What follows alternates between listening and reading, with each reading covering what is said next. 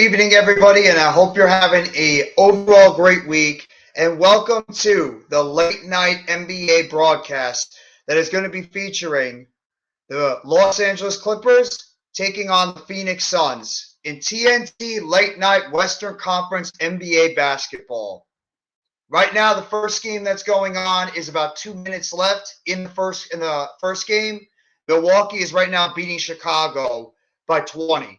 111 to 91. If you guys didn't hear the news earlier that happened with Giannis Antetokounmpo, he had to leave the game after only playing 9 minutes due to a wrist injury. There's been no update on what Giannis's condition is right now, but he did have to leave at around 9 minutes in the game, and he is officially out. And the Bucks still are having a great time right now, destroying the Chicago Bulls down there in good old Chicago. Evan, what's going on, my friend? How are you doing? Thank you so much for coming by the late NBA live broadcast. Just waiting for this game to conclude, then we're going to get ready for the game that's going to be happening in a little bit.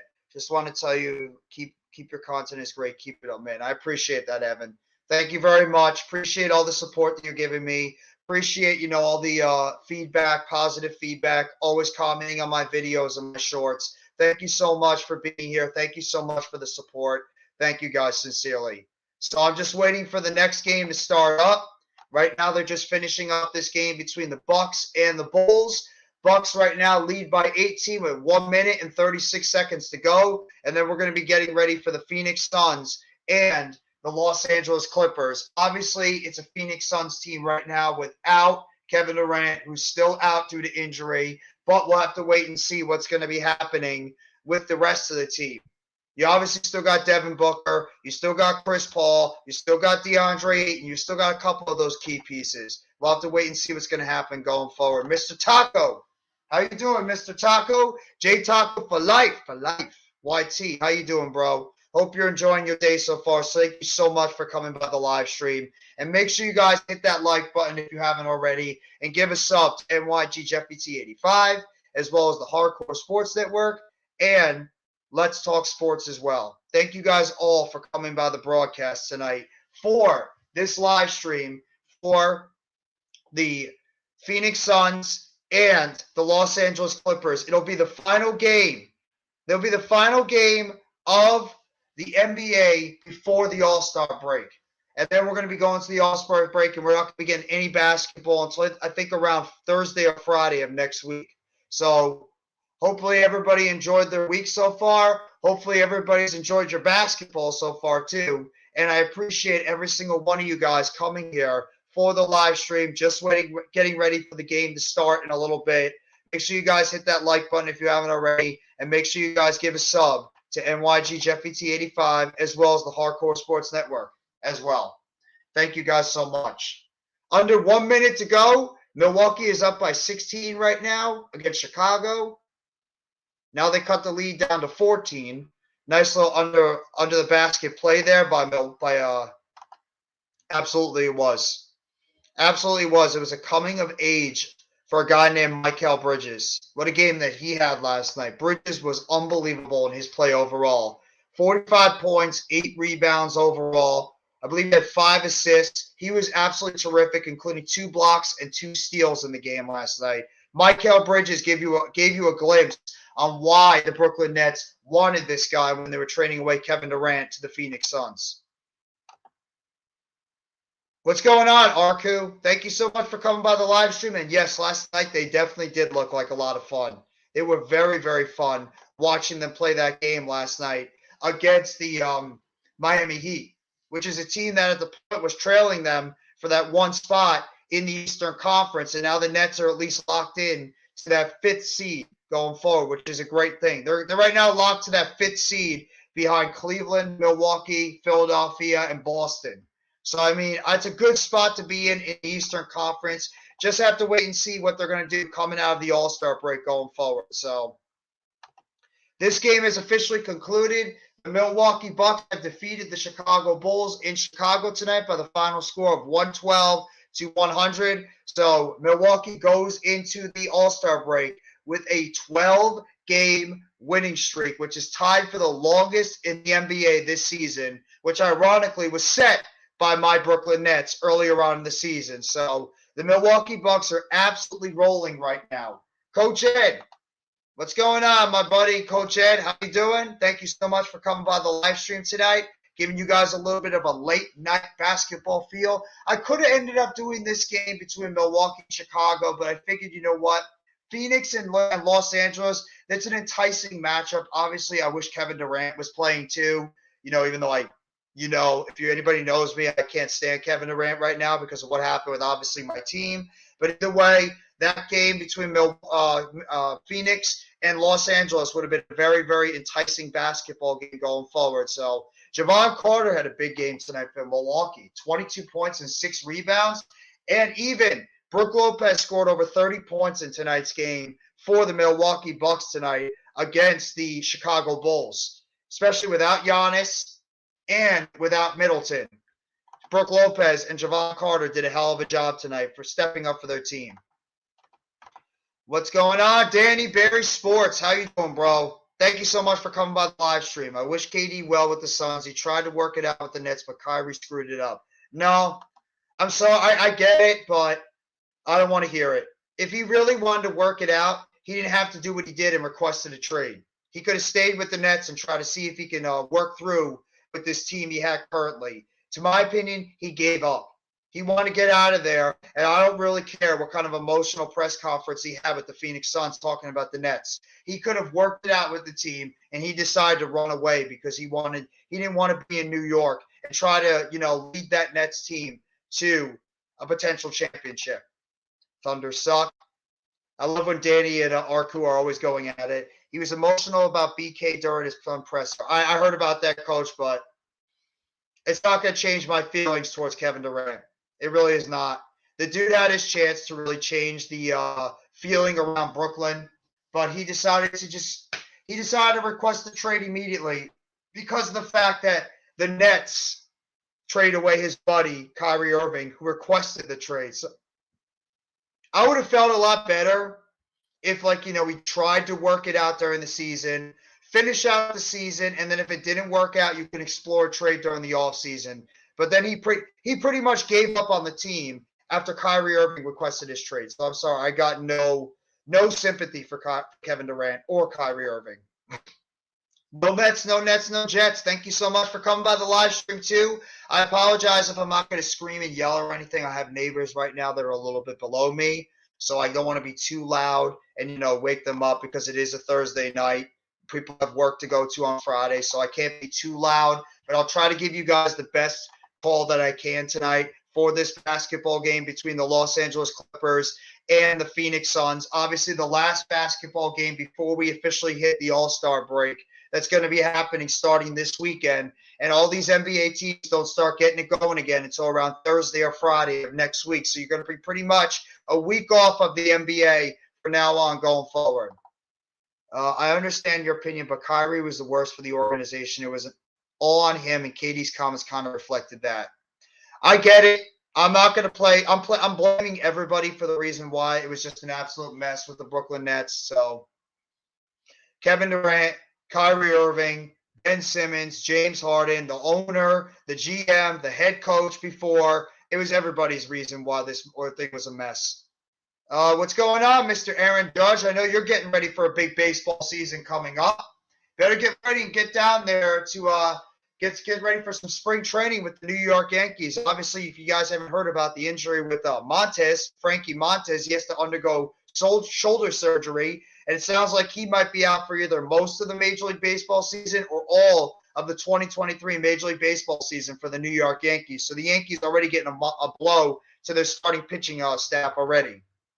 But thank you guys all for coming by. 6 people already in the chat. Thank you guys all for coming by this live stream tonight for the Phoenix Suns and the Los Angeles Clippers. Just waiting for the game to get underway. And I'll give you guys the starting lineups for this game, as well as I'll make sure to give you guys the best play-by-play I can for the Phoenix Suns and the Los Angeles Clippers. Sean Marks should not have traded for James Harden. We were a championship contender. You could preach to the clouds on that one, Evan. We all, as Nets fans, said that. Nobody wanted him. Nobody wanted James Harden, unless you're just like one of those people that was just infatuated with the big three. Nobody wanted him. The team the Nets had was a potential winning franchise, and the Nets got greedy, and we all saw what ended up happening. They traded away Kevin Durant. They traded away all those young pieces, Karis LeVert. They traded away Jared Allen. They traded away all those first-round picks. Spencer Dinwiddie ended up leaving in the offseason. He actually tore his ACL and then eventually came back later that season and then eventually departed. But, yeah, it was a disaster. And luckily, at least now the Nets still have some talent to build on going into the 2022-2023 basketball season. So curious to see what's going to happen with this team going into the rest of this NBA season. I believe they got about 26 more games to go before we eventually hit the end of the season. I think this is still a playoff team, but we'll have to wait and see. Lucas, what's going on? Lucas, thank you so much for coming by the live stream tonight. Hope you enjoyed your Thursday, my friend, and thank you. Appreciate the support that you always give myself too. Thank you. Showing right now Kawhi Leonard, who's shooting he's scoring 22 points per game, 51% field goal percentage, 6 rebounds, and 4 assists so far on the NBA season for the Los Angeles Clippers. I'm going to the Penn versus Yale game tomorrow. Have an awesome time there, bro. Have an amazing time at the basketball game tomorrow. Devin Booker, 27 points per game, 48% field goal percentage so far. He's having a fantastic game so far, too. Shout out to Devin Booker and the job he's doing. He's now going to be teaming up with DeAndre Ayton and Kevin Durant. You want to talk about a deadly big three? You got it right there. And then you can't even forget about the point guard, Chris Paul. So that's a hell of a trio down there in Phoenix. Can't even deny it. A lot of people now are saying that Phoenix is the front runner to come out of the Western Conference and probably win the NBA championship. I got to see more to believe it.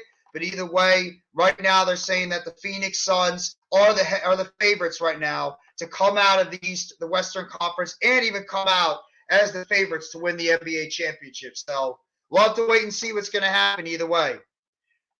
Oh man, they're really hyping up this NBA All-Star game. As you guys don't know, I'm going to be live streaming for 3 straight days. Tonight, you're going to be getting the basketball game. Tomorrow, another episode of the Football Friday and New York Giants talk show. It's going to be happening at around 12:45 to 1 o'clock, talking all about football and all that kind of stuff. And then stay tuned for Saturday night with myself, Mac the Giants fan, Mitch Kofsky, Tyler. You got, I believe, Platform 206. You're going to have a lot of people that are going to be streaming the Elimination Chamber pay-per-view for the WWE this Saturday night on the Hardcore Sports Network, as well as the Let's Talk Sports and everything else. The Mets would have been a World Series contender with Carlos Correa. Do you think they could still make it? It depends. I think with the Mets, it's all going to depend on the starting rotation, and namely Justin Verlander and Max Scherzer's health. If they can be not only healthy but effective during the Major League Baseball season, I do believe that the Mets could potentially go on a run. So, yeah, that's what I'm looking forward to. No, I don't think I'm going to be doing the XFL, Coach. I really have no interest in doing the XFL stuff. Maybe I'll do a game here or there, but no, I'm going to be doing the Elimination Chamber stuff because of obviously WWE getting hot and heavy right now, going into the WrestleMania season, and with the Elimination Chamber being the last stop. So that's where my main focus is going to be, is in the wrestling department. Jesser is playing in the NBA Celebrity Game tomorrow. There you go. There's another. You're going to be seeing a lot of famous celebrities out there. I thought you guys would be streaming 3-point NBA draft contests. There could be some of us that are doing the NBA stuff, but with the road to WrestleMania, I'm going to be fully equipped and going hardcore to the Elimination Chamber because of the monster storylines that are going in there, and because I'm a huge wrestling fan and just everything that's happening with the WWE. It'd be very, very hard pressed for me to not take advantage and do that. So I'm going to be going full throttle into the NBA right now with that and the WrestleMania and going into the Elimination Chamber. But I'm going to be giving you basketball tonight, football tomorrow, and then wrestling on Saturday night. So I'm just going to let you guys know my schedule, and I'll be back again on Monday with my guy Earl Cole for the wrestling experience, as well as the Monday Night Raw watch along with my guy Earl Cole and Philly Sports Talk podcast. But I appreciate all you guys coming here. Throw out some questions if you want. They're just pretty much right now. Shaq, Kenny, Ernie, and Charles Barkley are just talking about the NBA All-Star game right now. Pretty much just discussing about that going forward. Isaiah Hodgins back with the Giants. Yes, he is. He's the third one out of 3 exclusive free agents that the New York Giants have brought back right now. Hodgins, along with Jack Anderson and Lawrence Cager, have all been signed to new contracts with the New York Giants. I will be going over that, as well as going over the Giants coaching staff remaining intact. I'll go over some other NFL stuff that's going on. I'll go over just a lot of NFL's talk and obviously a lot of Giants talk, even surrounding Saquon Barkley and Daniel Jones. So just be on the lookout for that. You'll be getting a lot of that. Do you think that Jessica could play in like a semi-pro league overseas, or even G League? Maybe G League or semi-pro. Probably not anything close to the NBA. Maybe a G League, but maybe like a semi-pro I could see. Not anything like, what we might be thinking about in terms of NBA Pro League. I'd be surprised if that happens. But you know what? Anything is possible. Anything is possible in the world of sports. So we'll have to wait and see.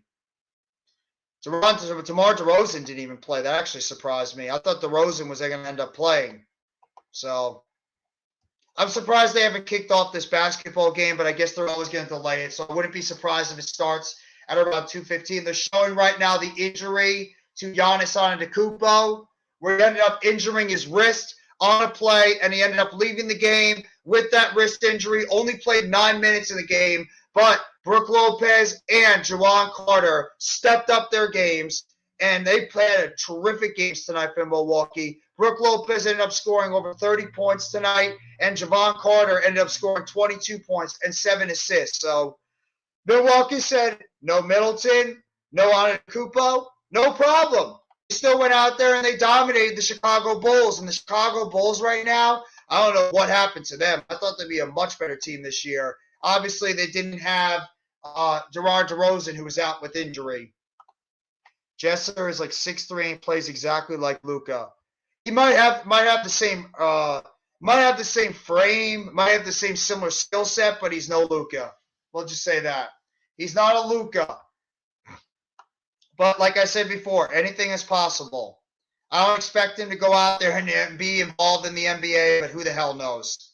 Appreciate the 11 in the chat right now. I got 11 people on the chat for this basketball game, 12 now, and I haven't even started the game tonight yet. Thank you all for coming by. Seriously.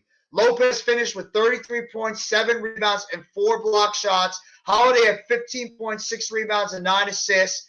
Carter, 22, 6, and 6. And Vucevic finished the game 22 points, 16 rebounds, 3 assists. Levine had 18 points, 4 rebounds, 2 assists. And Patrick Williams, 16 points, 5 rebounds, and 2 assists. Those were the leading scorers, assists, and rebound leaders for this game tonight for the Bucks and the Bulls. Bucks are on a 12-game winning streak. They're doing absolutely fantastic. They did have Antetokounmpo tonight. Yeah, Thanasis. And Thanasis didn't even play tonight. I believe if he had any minutes, it was towards the end, but he was pretty much inactive throughout the entire game. The only other basketball game that is going on tonight is the Washington Wizards and the Minnesota Timberwolves. But right now, Minnesota leads the game 104-100 with 2:33 to go in the fourth quarter. So that game is the only other game tonight, and then we hit the All-Star break. Talking about the slam dunk contest, Jericho Sims of the Knicks, Mac McClung, I believe, of the Clippers, Trey Murphy of the Hornets, of the Pelicans, and Kenyon Martin Jr. of the Heat. All those guys right now are involved in the slam dunk contest. Kenyon Martin Jr. gives me a lot of memories of his father and what he used to do back in the day. What's going on, Chad? How you doing, bro? Thank you so much for coming by the live stream. Plus, the celebrity game will be a great game to prove himself. Like, remember Myles Garrett went off last year? Myles Garrett's a freak of nature. Myles Garrett is a freak of nature athlete. That's how good he is. He's a freak of nature. It's my apologies. Sixers. Thank you very much, Lucas. I completely, my fault. Butterfly, how you doing, Butterfly? Thank you so much for coming by the live stream tonight. Appreciate that, guys. Everybody coming here. Shout out to the Aiton live stream, and we have not even played the game yet.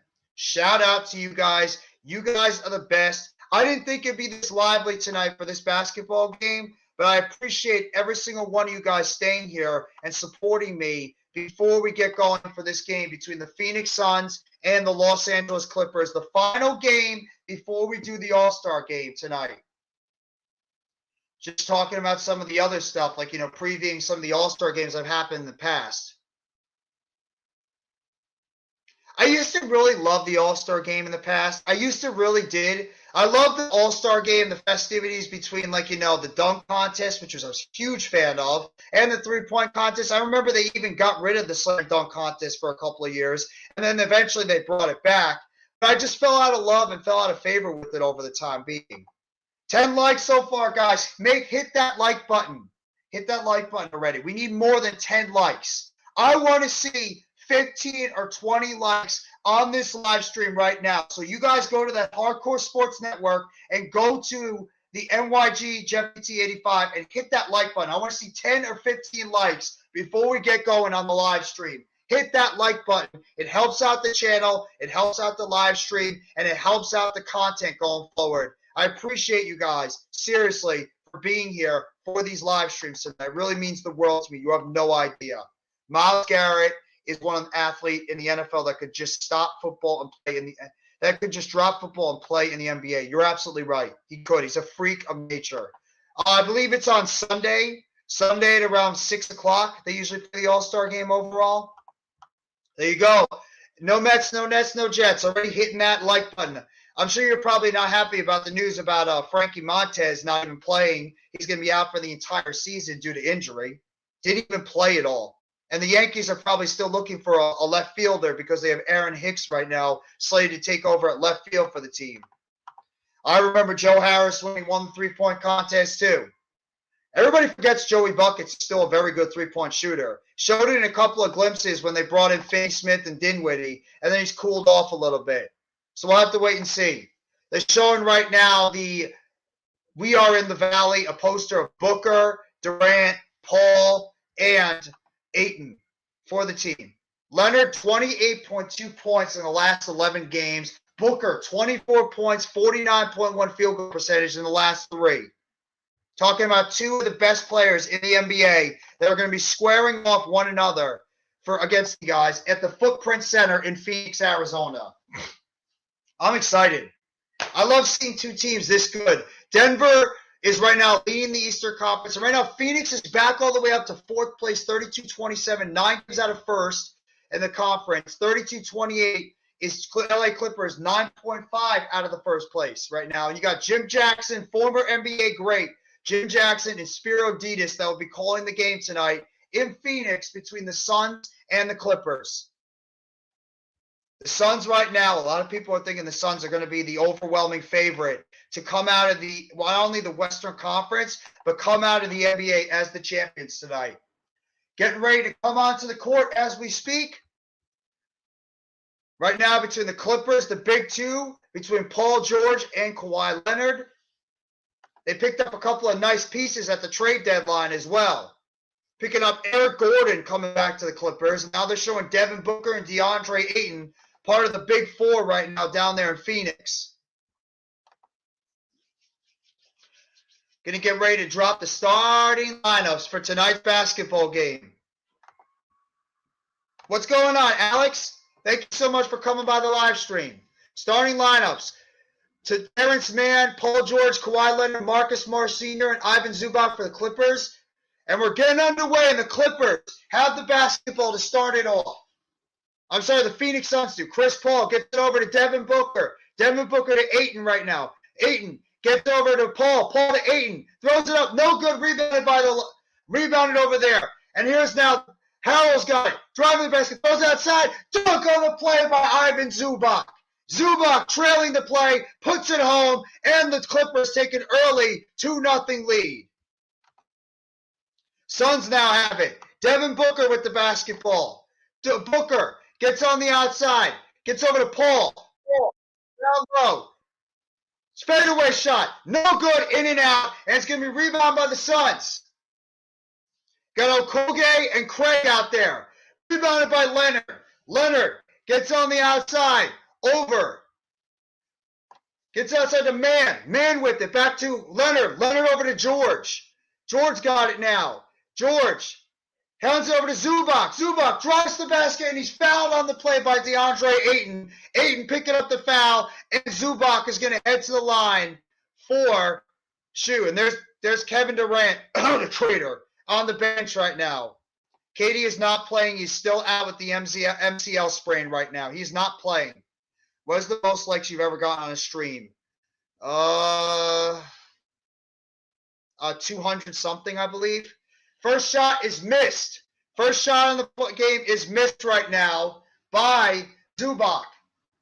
Durant is on the bench. 16 people in the live stream. Thank you guys so much for coming by. Hit that like button if you haven't already. Zubac on the second one now. Puts it up. Nails it. 3-0 early lead for the Los Angeles Clippers. Suns now have it. Paul with it. Gets it over to Booker. Booker now with the basketball. Three-point shot. No good off the rim. Rebound, it's out of bounds off of Okogie. Off of Okogie. And it's going to be Clippers basketball. Off the hands of Okogie. And it's going to be Clippers basketball. Shout out to the 16 in the live stream. Thank you guys so much. Leonard with it. Gets it down low. Over to Morris. Morris now. Spin move. Puts up. No good. Oh, and it's going to roll in on the play. Morris gets it into the basket. Marcus Morris. 5-0 lead for the Clippers. Ayton now with it. Ayton. Guard on the outside. Chris Paul has it now. Chris Paul gets to the Booker. Stolen away by Man. Terrence Mann with it. And he turns it back over. Chris Paul gets the turnover. And it's now given to Booker. Booker throws it up. Blocked on the play, but he's fouled. And it's going to be on Paul George. Paul George commits the foul on the play. KD, I miss his Seattle days. I do too, Coach. I do too. No, he's going to be back after the All-Star break, Alex. He will be back after the All-Star break from the MCL sprain. Everybody, like it. Exactly. Hit that like button if you guys haven't already. Thank you. First foul shot, and Phoenix is on the board now with their first points of the game, 5-1. They're going to keep showing Kevin Durant like every single second. Second foul shot up is good. 5-2, 9:57 to go in the first quarter. LA has it. George now gets it outside to Leonard. Leonard with the basketball. Leonard gets back over to George. George with it. Guard on the outside by Craig. Jump shot. And he sinks it from 20 feet. Paul George with a jump shot. 7-2. Clippers take the early lead. Phoenix has now got it. Booker with it. Booker with the basketball. Guarded by George. Booker outside. Gets it over to Craig. Gets it over to Ayton now. Ayton now with it to Chris Paul. Chris Paul with the basketball. Guarded on the outside by Morris. Paul, three-point shot. No good off the back rim. Rebounded by the Clippers. Kawhi Leonard with it. Pick play there by Zubac. Zubac gets over to Maine. Or gets over to Morris. Three-point shot by Morris. Off the front rim. No good. It's going to go off of the Suns. It's going to go off of Okogie on the play. It's still going to be Clippers ball.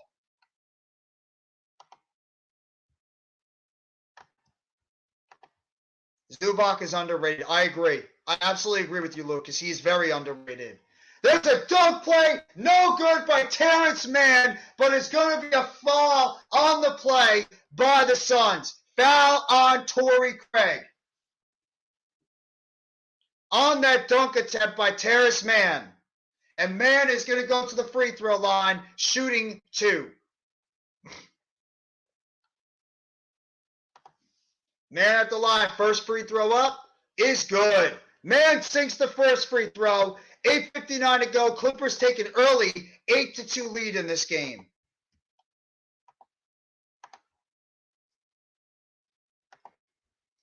Getting ready for a second free throw now.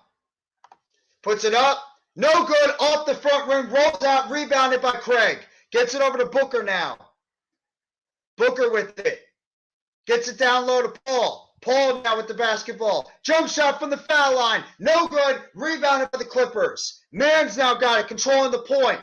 Mann with it. Mann driving to the basket. Off the backboard. Lays it up and in. Terrace Mann puts it up and in. 8:35 to go. Hits the free throw. 10-2. Now the Phoenix Suns have it. Ayton with the basketball, and there's a foul on the play. It's going to be it's actually going to be a 3-second defensive 3 seconds on the Clippers. And it's going to be on Marcus Morris. And Devin Booker is going to go to the line because it is a technical foul. Booker will go to the line shooting the tech. He puts it up, and he nails it. 10-3. And Phoenix will get the basketball now after that technical foul shot on the defensive 3 seconds on Marcus Morris. Suns have it. Ayton now gets it on the outside to Booker. Booker gets it back over to Ayton. Jump shot. And he puts it up and in. DeAndre Ayton puts it up and in. 10-5 with 8:15 to go in the first quarter. Mann now gets on the outside. Gets on the outside of George. Step back. 3-point shot. In and out. No good. Rebounded by Ayton. Ayton picks up the rebound. Gets it over to Booker. Booker. Going on the outside by Zubac. Zubac stolen away. Terrace Mann now has it. Mann drives the basket and dunks it home on the play. Terrace Mann dunks it home. Second dunk of the game for Mann. 12-5. And Suns call a full timeout with 7:49 to go in the first quarter. LA is off to a very strong start so far in this first quarter overall between Phoenix and Los Angeles. A lot of good job controlling the outside, too, by LA. Trying to play a little bit of that two-man game, having Kawhi and having Paul George control the outside, get the ball over to their shooters. And I like the fact that Mann is playing aggressive to the basket. He's playing very aggressive to the basket. He's not waiting for the defender to come to him. He's playing aggressive, driving to the basket, creating contact, and trying to draw the fouls. He's off to a very solid start right now for the Clippers. He's leading the team right now with 5 points. So Mann is off to a good start. Both Leonard and Zubac have 2 rebounds. Zubac's got 3 points overall. Morris has also got 2, and George has got 2. Leonard has got the 2 rebounds overall. I think this is going to be still a terrific basketball game, but you guys let me know in the comment section. Shout out. We had as many as 19 in the chat immediately. You guys are awesome. Thank you so much for coming by the live stream this early in this basketball game already. Thank you all. But I'm curious to see what's going to happen going forward because the Suns team. Can you imagine when they add Kevin Durant? You have Durant, who is the king of the mid-range. Ayton, who's the guy that can go down low and dunk the basketball, control the paint. And then you have Chris Paul, the facilitator. And you got Devin Booker, the 3-point and shooting specialist. You have guys that each of them have a good role on this basketball team. That's what's going to make Phoenix so deadly because you have your mid-range shooter in Durant. You got your shooting specialist in Booker. You got your guy that's going to control the paint in Ayton. And you have your facilitator in Paul. All 4 of those guys. It's just going to be dependent on the bench. I think Phoenix is going to go as far as the rest of their bench takes them because their bench is weak right now overall. I think their bench is a little bit weaker compared to what they had before when they had Bridges and when they had Cam Johnson. And they still have Cam Payne. They still have Torian Craig. They still have Landry Shamet. They still have, Okogie. They still have players on that bench. But they don't have the type of players that they had previously before. That's the difference right now between what Phoenix had and what they don't have. But when you have dynamic players like Durant, Paul, Booker, it's going to take me a while to get used to the fact that Durant and Irving are not Nets because it's been 4 years. But Durant, Paul, Booker, and Ayton, that's what their team is going to pretty much. And they also have TJ Warren, too. I can't forget The Suns also still have TJ Warren on their team, whom they also picked up from the Brooklyn Nets as well in that trade. So it wasn't just a straight up Kevin Durant for Johnson, Bridges, and picks. It was also the fact that they had other guys that they picked up in the meantime as well. So it was multiple guys that they picked up in the trade. You already see the Kevin Durant jerseys in Phoenix selling like hotcakes. Back to action right now. Paul's got the basketball. Gets it out to the outside to Ayton. Now he over to Booker. Booker with it. Gets to the basket. Booker now. Gets on the outside. So Kogier. Kogier spin move. Puts it out outside to Ayton. Jump shot. No good off the back rim. Rebounded by LA. LA's got it now. Leonard with it. Leonard, 19-foot jump shot. No good. In and out. Rebounded by Ayton. Ayton now with the basketball. Ayton gets it over to Paul. Paul now with it. Paul gets on the outside back to Kogier. Kogier gets down low to Ayton. Jump shot from 14. No good. Rebounded by Man. Man's got it now. Man over to George. George over to Leonard now. Leonard back over to Man. Man to the outside. Guarded over by Ayton. Gets it over now to Morris. Morris over to Leonard. Leonard's now got a pick play by Zubac. Zubac now. Leonard underneath. No good. Misses the rebound. Ayton gets it. Ayton now with it. Ayton over to Booker. 3-point shot. No good off the back rim. Rebounded by Zubac. Zubac over to Man. Man's got it now. Man with the basketball. Gets it down low over to Leonard. Leonard with it. Leonard outside to George. 3-point shot. Is good. Paul George nails the three from the top of the key. Clippers up 15-5 with 6:13 to go in the first quarter. Paul's now got it. Dribbling the basketball. Paul gets it over to Booker. Underneath and lays it up and in. Devin Booker with the driving layup. Lays it up and in on the assist from Chris Paul. Man's now got 15-7. Man gets it over to George. George back to Man. Man with the basketball. Gets on the outside and overthrows his target trying to get it to Zubac. Out of bounds, and it's going to be Suns basketball. Paul gets it in quickly. Paul. Now over to Paul's got it. Paul, pick play by Ayton. Bounce pass to Ayton. 14-foot jump shot. Puts it home and in. DeAndre Ayton sinks the shot. Puts it up and in. And the Suns cut the lead to 18-9 with 5 minutes to go in the first quarter. George now with it. George gets over to Leonard. Leonard outside of Morris. Morris the Man. Puts it up. And he sinks the 3-point shot from the corner. Terrace Man. 3-point shot. And it's now 18-9. Clippers now. Suns got it. Suns with the basketball. Gets it over on the outside to Ayton. Ayton with it. Outside over to Booker. Booker. And this looks like there's going to be a defensive foul on the play. And it's going to go against Terrace Man. Man gets the foul, and Eric Gordon is going to check into the game now for the Los Angeles Clippers with 4:53 to go.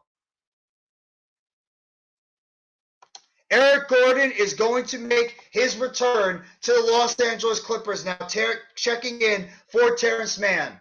You have to wonder now if you're going to be seeing You're going to have to be wondering if you're seeing Kawhi Leonard now play more of a point forward. Paul bounds it into Ayton. Ayton to Craig.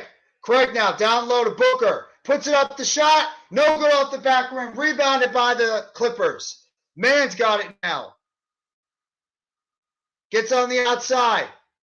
Oh, what a play by Kawhi Leonard. Puts it up, and it's no good. Rebounded by Zubac. Zubac knocked away by Paul. Paul with it now. Paul with the basketball. Outside of Kogier. 3-point shot. I got it. Josh Kogier knocks down the 3-point shot, and it's now 18-12.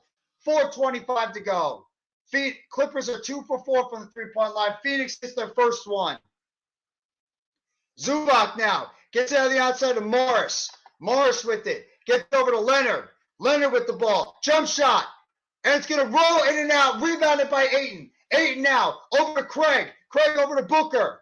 Booker trying to spin away from Leonard. Booker now with it. Puts up the fadeaway. No good, but it's a foul. And it's going to go against the Clippers. It's going to go against Eric Gordon. And Nicholas Batum looks like he's about to check into the game for the Clippers.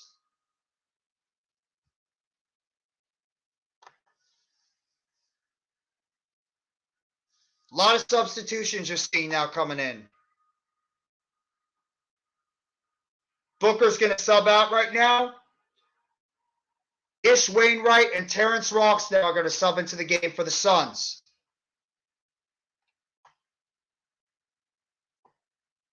Nicholas Batum, the long-time Portland Trailblazer, is now going to check into the game for the Clippers.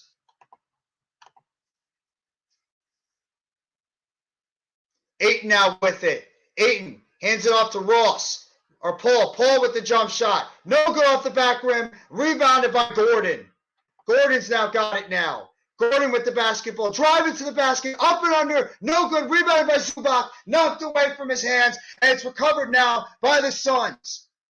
Terrence Ross has it now.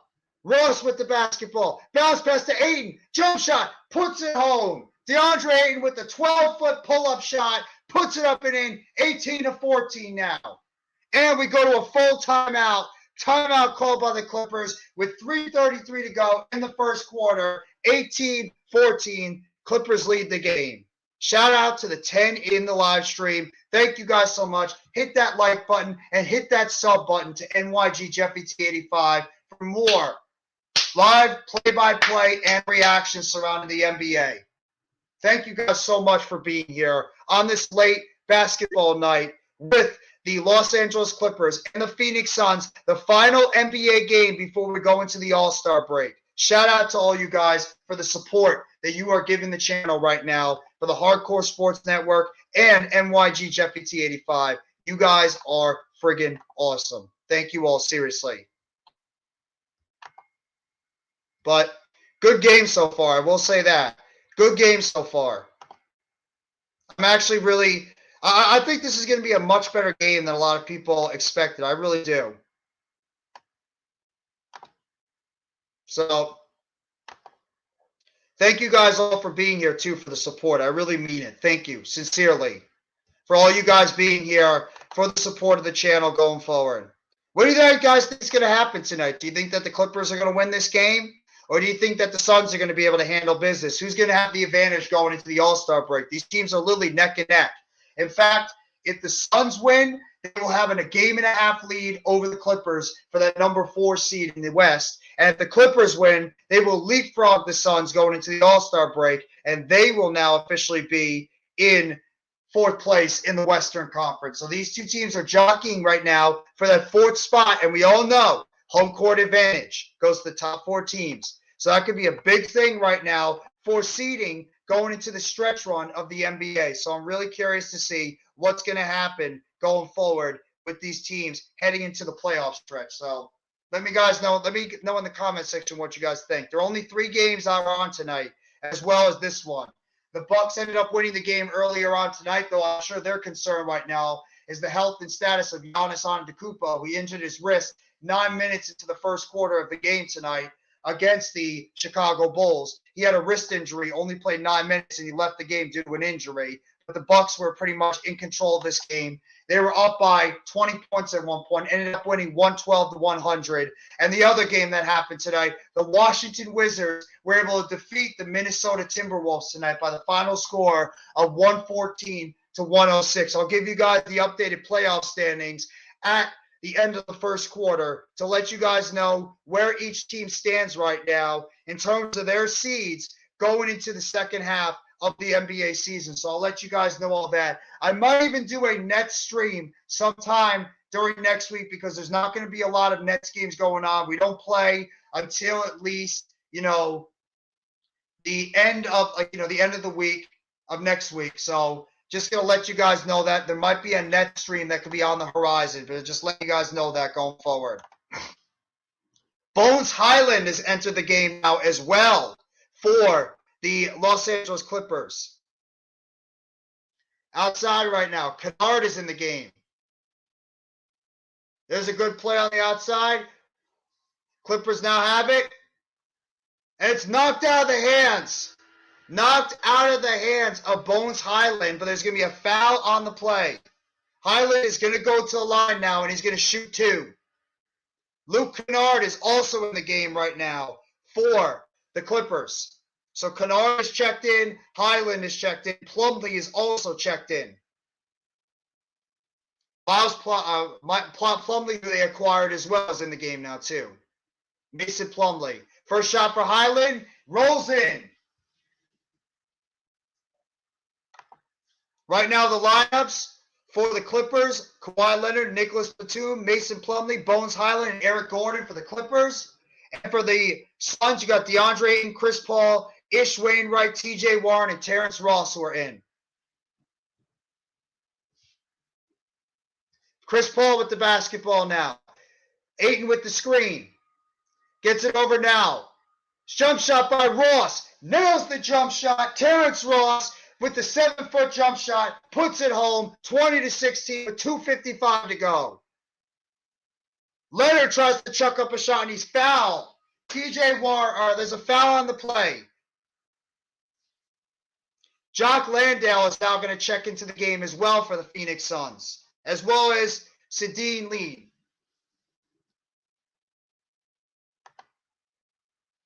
Saban Lee is also going to check into the game now for the Phoenix Suns.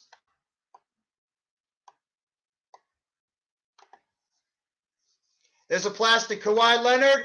Leonard puts up the shot. No good. Rebounded on the play by Phoenix. Lee now with it. Gets on the outside over to Warren. Back over to Lee. Lee over to gets it over to Wainwright. Now over to Ross. Ross now with it. Underputs the ball, and it's knocked out of the hands, and there might be a foul on the play. They're actually going to say it was knocked out of bounds on the play.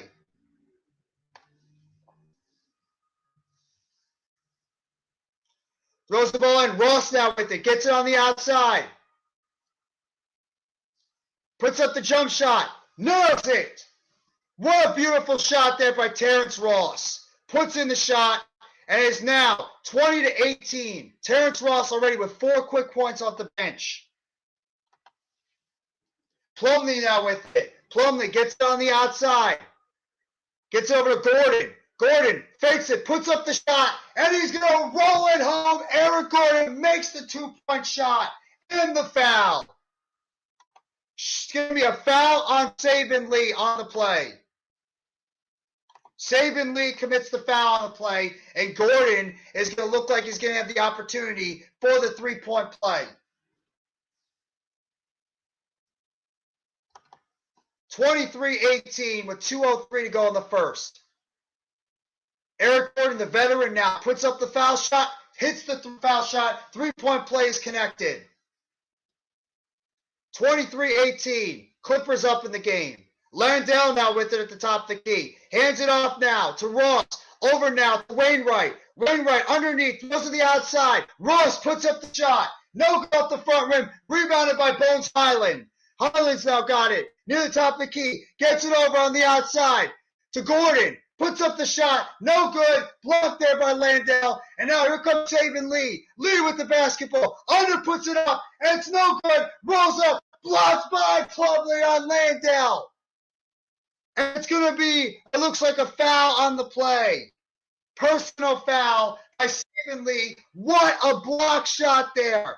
What a block shot by Miles Plumlee, or Mason Plumlee, on Jock Landale. And my special guest, I didn't even know he was popping up, but my good buddy, Next Shift Randy, is here. How you doing, Randy? Good. I don't know if you've seen the messages in your group chat there on your page, but we've been trying to talk to you back and forth, but I don't think the messages are coming through to you because it looks like Lou G Nation is asking you if he could have the link because he wanted to join you because he's on a plane flying to Miami right now. I didn't even know that. I haven't been on Twitter all day. I didn't even know that. It's right now. It's during the stream on your message stream. Lou asked earlier. He's like, link. He's like, I'm on a plane to Miami. I didn't even know that. Why is Lou going off right now? I have no idea what's going on. Yeah, my chat must have been My chat must have been not working or something, because I don't know why I didn't see these comments coming in. So Yeah, I don't think he realizes who I am, because I was like I was messaging you. I was like, yo, Jeff, you seeing our messages on your page? no, I And haven't. Oh, my comments weren't coming in. I guess the stream must have not been working. I apologize. I didn't even know that. Do you want to oh no, stay it's all on for the good. game? That yeah, I obviously you didn't see, but I just got home after a 14-hour day, so I'm just gonna hop off really quick, and then I'll be right back. That's fine. I just want to grab something to drink. I just got home, man. I'm tired. No, I didn't even know that. I apologize. The Hey, no, comments it's all weren't good. coming That's why I in. hopped on. I just wanted to see if you were having any troubles. I just wanted to help you out. So yeah, no, we're good. I'll be right Three-point back. shot on the outside by Terrence Ross. 28-21, 43 seconds to go right now in this game. Kennard now with it, gets it over to Highland. Highland now with the basketball, dribbling it up the court. Bones Highland now with the basketball, going against Landell, knocked away by Saban Lee. Lee's now got it. Lee with the basketball, guarded on the outside by Gordon, gets it down there to Landell, puts it up, and it's a foul on the play by Mason Plumlee with 24.5 seconds to go in the first quarter. Foul on the play by Mason Plumlee. And Landell is going to go to the line, and he's going to shoot two. 6.7 points on the game or on the season for Landell. 52% shooting. Puts up the first free throw and knocks it home. Knocks home the first free throw shot.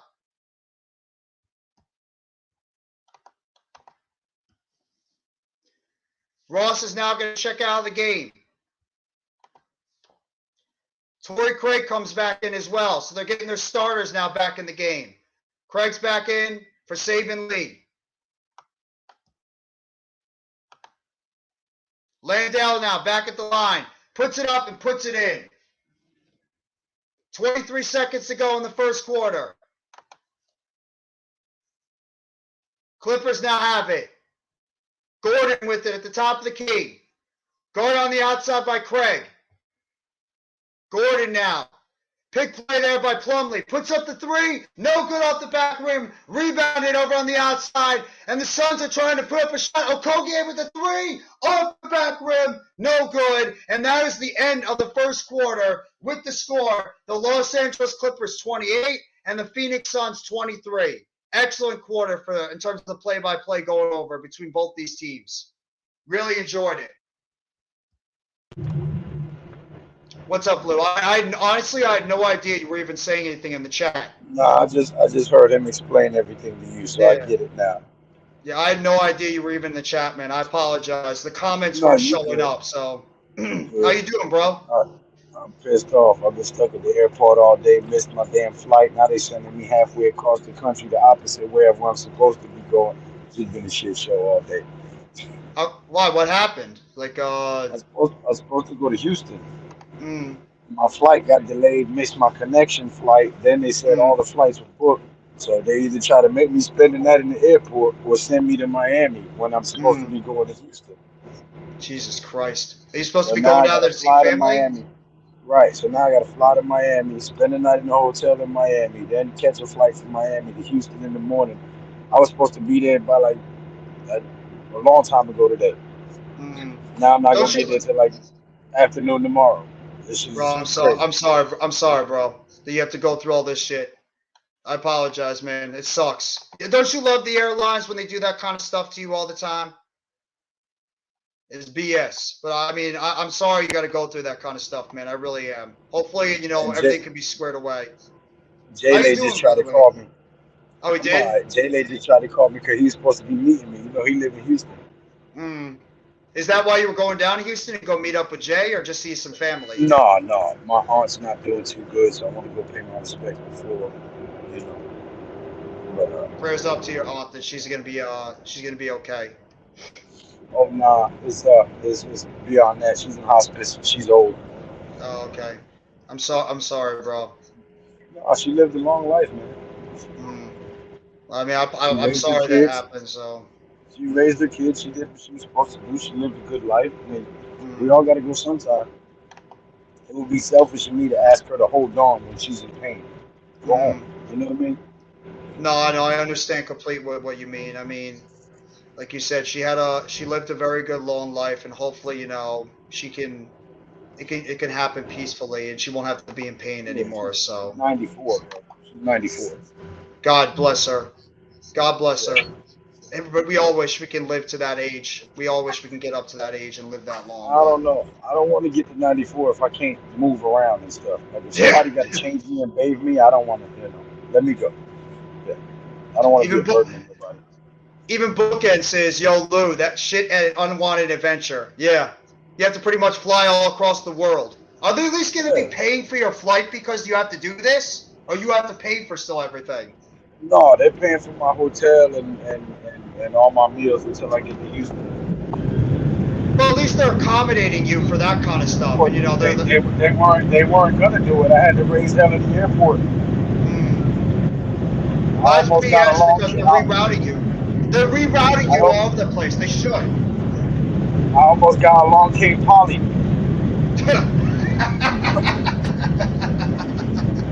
It's good to see you though, bro. It's good to hear from you again, man. It's been a while since I've talked with you and the Big Blue Crew. No, you're doing your thing though, man. I want you to come on my new show. I'm gonna set up. I already set it all up. It's on Rumble.com, the man-made Mm. show. But when I get back to North Carolina, I want you to be one of the Oh yeah, first I guests on my mean, new show. yeah. Just send me the This link one, over on Twitter, and I'll be happy to hop on anytime. I apologize. I don't really go on my Twitter a lot. You guys know that, so I didn't even know like anybody was messaging me because I've been on Twitter all day. Yes, you can hop on, Randy. Lou is not no, I going to was beat messaging you up you in in the the live fight. chat. Yeah, you can hop on, Randy. It's all good. Nah, you You good. can I hop thought, on. I thought it was because asked you, I asked you for the link, and then he was like, "Can I come on UFC 285?" So it sounded like No, he's just messing him. yeah. Randy's good, people. He's good. He's all good, man. You don't have to worry about Randy at all. TJ Warren with the jump shot in the mid-range, 30-25. Clippers right now leading the game. And there's a drive to the basket by Mason Plumlee. Right to the basket, 32-25. 11:15 to go in the first quarter. Booker's now got at the three-point line. Gets it over on the outside of Paul. Paul driving to the basket, puts it up, and puts it in. Terrence Mann puts it up and puts it in. 30-27. What's up, Randy? I think Lou's connection might be breaking up a little bit because he's in the middle of his flight. So. Oh, brutal. Yeah, no harm, no foul, Lou. I don't know if you remember, but I was on one of your shows or a couple of your shows in the past there before. Obviously the name was different. It was Randall the Handle. And now I switched to Next Shift. But yeah, I was like, I didn't know he was asking me. I thought he was asking you. So it was like just total conversation, total mix up. But yeah, I was like, what the heck? What is that towards me? Like, what did I say? So I start going back in the comments. I'm like, did I say something? I didn't even know. Like, I'm looking at my comments, and I didn't even see like the comments weren't showing up in the comment section. So I'm like, I saw Lou and then your comments. And I'm like, what the hell? Like, StreamYard must have been doing something odd. And like right now, you're giving Paul George is giving the same face you were probably just giving before, like that Yeah. the whole time on the at the stream after he apparently got fouled on the play, but I don't know if they're gonna call it an offensive foul after that 3-point shot he just put up. Oh, he's probably looking for a foul as well. Yeah, he's looking for a foul on the play. But appreciate you hopping on, Randy. I appreciate you being my co-host for the stream. It's my first time doing a basketball stream with you in a game, so I really love that. I know how much you love the game of basketball, so I mean, I've been waiting to do a basketball stream for you for a while too. Yeah. Just with my schedule and the fact that I'm all over the place, and like I said before, to anybody that doesn't know, I'm always on call. So the second they call, I have to come in. Like there's no ifs, ands, or buts. So. Don't worry about it, man. Don't worry about it at all. I mean, but I today I worked appreciate a 14-hour day, 14 plus Jesus hours Christ, today. So bro, I got the next. you worked a 14-hour day and you're still worrying to hop. You're still wanting to hop on and do a stream with me. You Well, I are saw that you were balling. by. I thought you were by. I saw you were by yourself, and I was like, shit. No one really likes to do stuff by themselves too much, especially this late. So I was like, shit. I'll hop on and see if you wouldn't mind the company at all. Yeah, if you want to be my co-host of the stream, I absolutely would not mind that at all. I would appreciate it, actually. I would. I sincerely do. I've been wanting to call basketball games with you for a while because I know your knowledge of the game of basketball. Sweet. Well, Yeah, yeah, just let me know in the future when you do games so that if our schedules link up, we can do them together for sure. I'm thinking about doing some games more on Thursday nights on TNT. I actually don't mind doing the Thursday night games on TNT, so I'm thinking about maybe doing it a lot more often, but we'll wait and see. Yeah, cool. Sweet. Yeah, you could be my wingman for it. While Mitch is my wingman normally for the earlier games, you could be my wingman for like the late games. Perfect. 3-point shot. Nicholas Batum off the side rim, rebounded here by the Suns. Wayne right now with it, top of the key. That's actually Damian Lee. Gets on the outside now over to Lee. Lee with it again. Lee, jump shot. Off the backboard, no good, but there's a foul on the play. Randy, what do you think about this basketball game tonight? It's an offensive foul, actually, on Damian Lee. Well, first of all, I feel like the Suns are already handicapped by the fact that they're, what all that they gave up and no Durant yet for them. Obviously, T.J. Warren played a game, but I guess he's dealing with an injury right now, so they're definitely going to have to really rely a lot on their bench and their starters to pull them through this game. But like I said in the comments before, man, looking at this Clippers team, they are deep, man. Like they got guys that can come off the bench that are starters on some teams. So. And we talked about at the trade deadline, Randy. We said that the Clippers were one of those teams that really improved their team in terms of their depth, getting Bones Highland, Mason Plumlee, and also getting Eric Gordon, who just sunk a 3-point shot about a minute ago. So they are deep to go around Kawhi and PG-13. Absolutely. PG-13, you drive it to the basket underneath, knocked away on the play. Suns with the basketball now, and there's driving to the basket. Okogie puts it up and in. Okogie with the layup, and it's stolen away. And there's a shot there by Damian Lee. Back-to-back stops by the Suns. And it's now 38-34 with 8:18 to go. The Suns got caught sleeping on that one. Literally in about 2 seconds, they make a shot by Okogie, and then it was knocked out of the hands of Gordon, and Damian Lee steals it and puts it right back up and in, and it's a 4-point game now with 8:18 to go in the second. See, can't be lack. You can't lack. Gotta be. God damn it! I love the game of basketball. Man, I can't wait for Saturday. I can't wait for the All-Star festivities on Saturday. Are you calling the All-Star festivities on Saturday, Randy, or no? I'm still. I actually will find that out tomorrow because right now I'm in the middle of setting up my my studio. So we'll see what happens. Awesome. Yeah, that'd be a lot of fun. That'd be a lot of fun. Because I mean, I was thinking about maybe watching a little bit of the All-Star game, but either way, I mean, of course, because I'm doing the Elimination Chamber with our guy over here, Mr. Earl Cole, who just popped into the live stream. There he is. Perfect timing. What's up, Earl? Make sure you guys go check out the Wrestling Experience with Earl. Just popped on this past Thursday. So make sure you guys go check that out. And, of course, go check out my guy, Next Shift Randy. And don't ever forget about the legendary G Nation Inside Sports. Can't forget about Lou. One of the biggest reasons why I started YouTube content creating was because of him, Big Pat, and Classified 3F with Joel. The Big Blue Crew. That's the reason why you see me doing this kind of stuff right now. So I always have to give my shout out and my love to those guys in the Big Blue Crew and all the great work that they do. They're in their element right now with the NFL draft stuff. So make sure you guys go check that out. Please check out Next Shift Randy. He's actually going to be you're going to be doing the Daytona 500 on Sunday, right?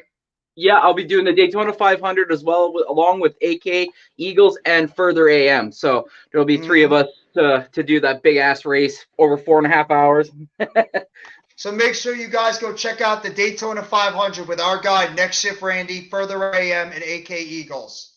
So make sure you guys go check that out. And Randy, I hope you have some time tomorrow, because I know I know there's probably a lot you want to say during the football show tomorrow about your Philadelphia Eagles, about the Super Bowl, about the coaching changes with your team. I'm sure you have a lot to talk about when it comes to the Eagles and what you're expecting this team to do in the offseason, including your quarterback, who looks like he's about to, pretty much make that bread in the offseason. Yes. I mean, there's a lot of obviously we had our season-ending meetings with the brass and the coaches, and they one of the very first questions they asked during that meeting was Jalen Hurts' contract status, and the first thing Howie Roseman said was he proved to us that he's a starting quarterback in the NFL.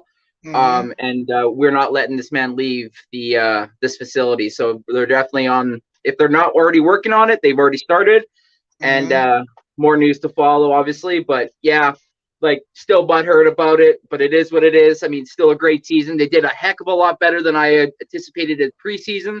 So I gotta stay positive on that. Again, it does suck that we lost the Super Bowl, but I mean, in the end, we made it. That accounts for something. But like you said, obviously, you get to that opportunity and that point in the season, you're gonna get you're gonna have a lot of teams wanting to scout either coaching staff or potential players from your team. And by that, I either mean like with either free agency scouting or courting or potential trades. So this offseason is going to be big for my Philadelphia Eagles. But yeah, it's bittersweet, Jeff. But because I was really hoping to at least get halfway close to being at least having 2 rings to your 4. But right now I'm sitting with 1. So it is what it is. But I can't be too butthurt. We still have 1. So. You guys had a hell of a season. I mean, I give you guys, even though I can't stand your team, and the person inside me, of course, was celebrating when you lost. But either way, you guys had a hell of a season, and I can't take that away from you and the overall play. But I mean, the Phoenix Suns over here, the Phoenix Suns are getting steal after steal after steal. Damian Lee stole the inbound pass, and Josh Okogie hit a 3-point shot, but then PG3 answered with another 3, and then you just had a dunk over there by the Suns, and then another 3-point shot there. PG3 is starting to heat up now from behind the 3-point line. Chris Paul now with it. Paul now gets it on the outside.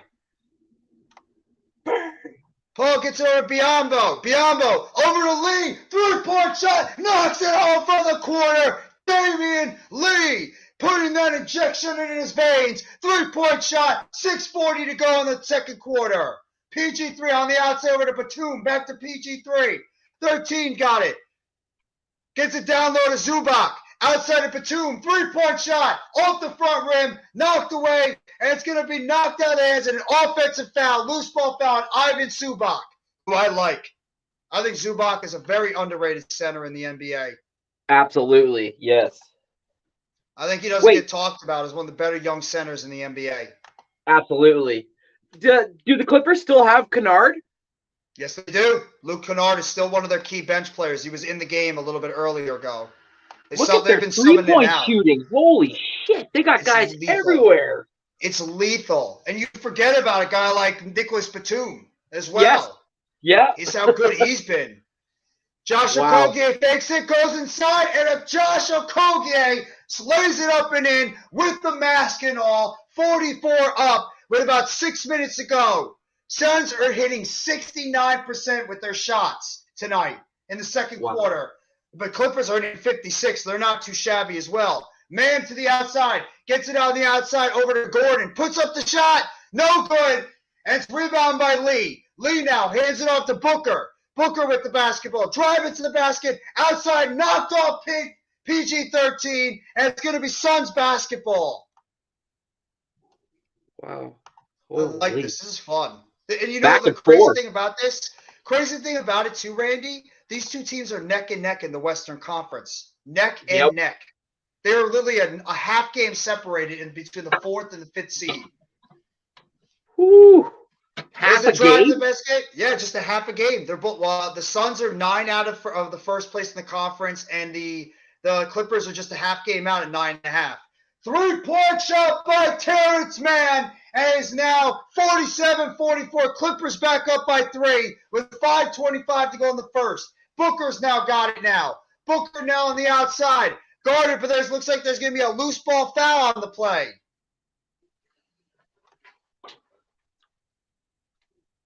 Like that by 8. Good knockaway there by Zubac. It's going to be a personal foul on Paul George. Man, this team goes where Paul George and Kawhi take them. That's it. Absolutely. Absolutely. The one thing about the Clippers is they have to be a team that has to stay healthy. They have to Yes. stay healthy, especially those two guys, because when Leonard and George are playing at a high level, by the way, it's a technical foul on a Morris twin. Anybody surprised by that a Morris twin's got a technical foul? Marcus What's up, Morris Unpopular? with the T. Yo, what's going on, Unpopular Opinion Sports? How you doing, bro? If you want to hop on for a little bit on the channel, you can hop on if you'd like.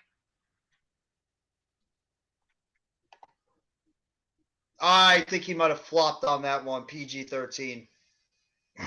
Booker's now got it. Gardner on the outside by Morris. Booker now gets it on the outside. Okage with a three-point shot off the front rim, rebounded by Zubac.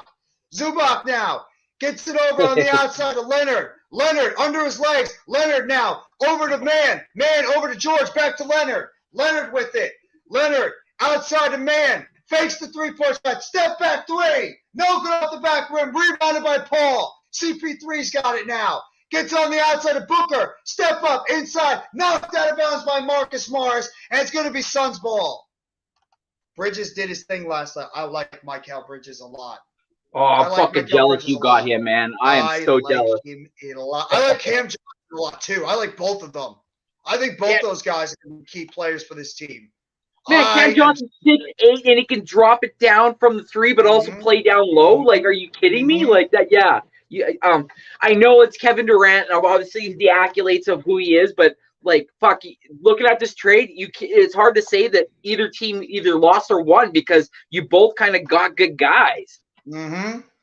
And that's the thing, too, is a lot of people thought that the Nets really, they were going to go back into irrelevancy. The Nets have a chance to have an elite defensive team because of the length that they can put out there, like they have been in their starting lineup with Spencer Dinwiddie, with Cam Johnson, with Mikal Bridges, Dorian Finney-Smith, and you got Nicholas Claxton. That's a length team with length and defensive prowess on the outside and in the backcourt.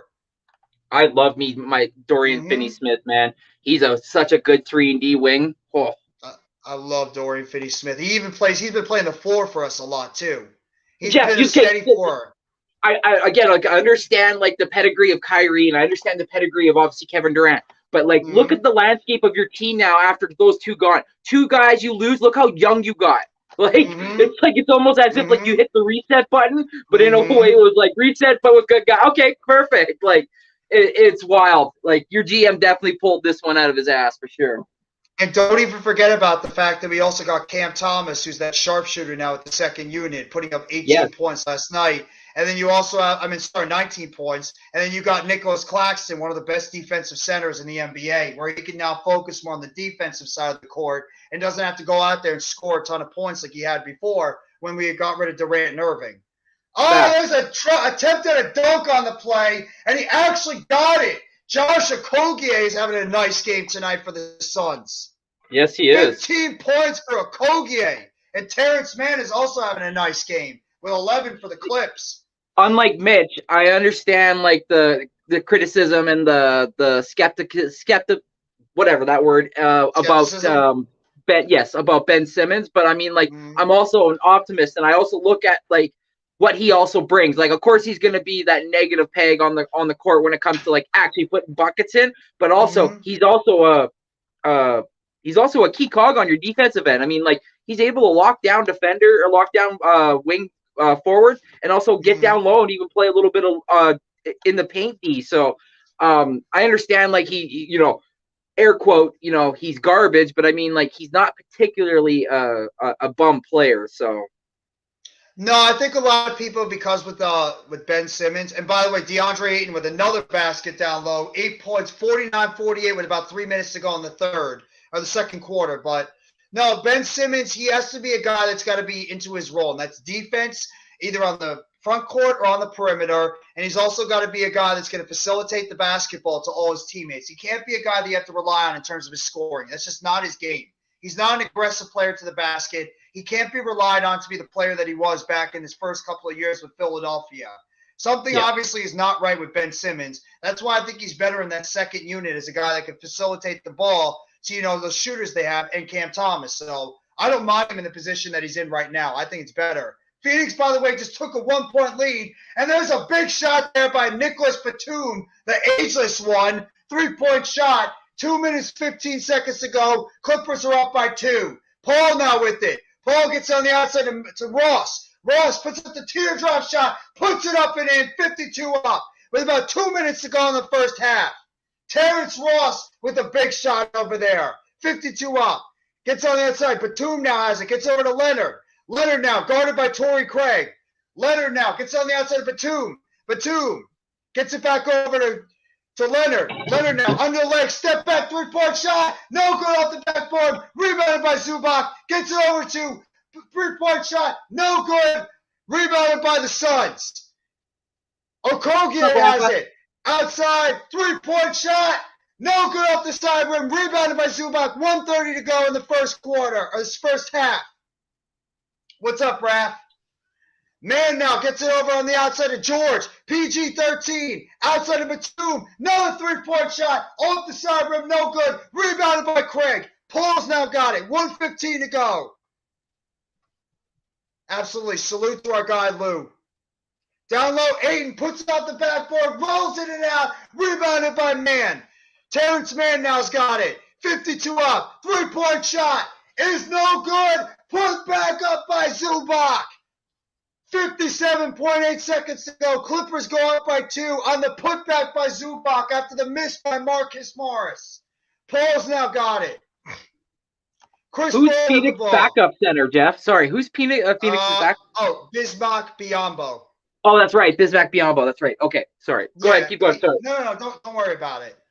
Shot by Paul. CP3 misses it. Rebounded by Mann with about 30 seconds to go in the first half. Mann's now got it. Spin move on the outside. Guarded by Paul. 3-point shot by Marcus Morris. In and out. No good. Rebounded by the Suns. CP3's got it. And is going to dribble out the clock and get the last shot of this first half for the Suns. Paul now dribbles up half court. Guarded on the outside by Batum. Suns got it.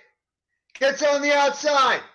6 seconds to go. 5. CP3's got it. He's going to take the last shot. Drive it to the basket. Outside. 3-point shot at the buzzer. He sinks it. But it looks like there's going to be a foul on the play.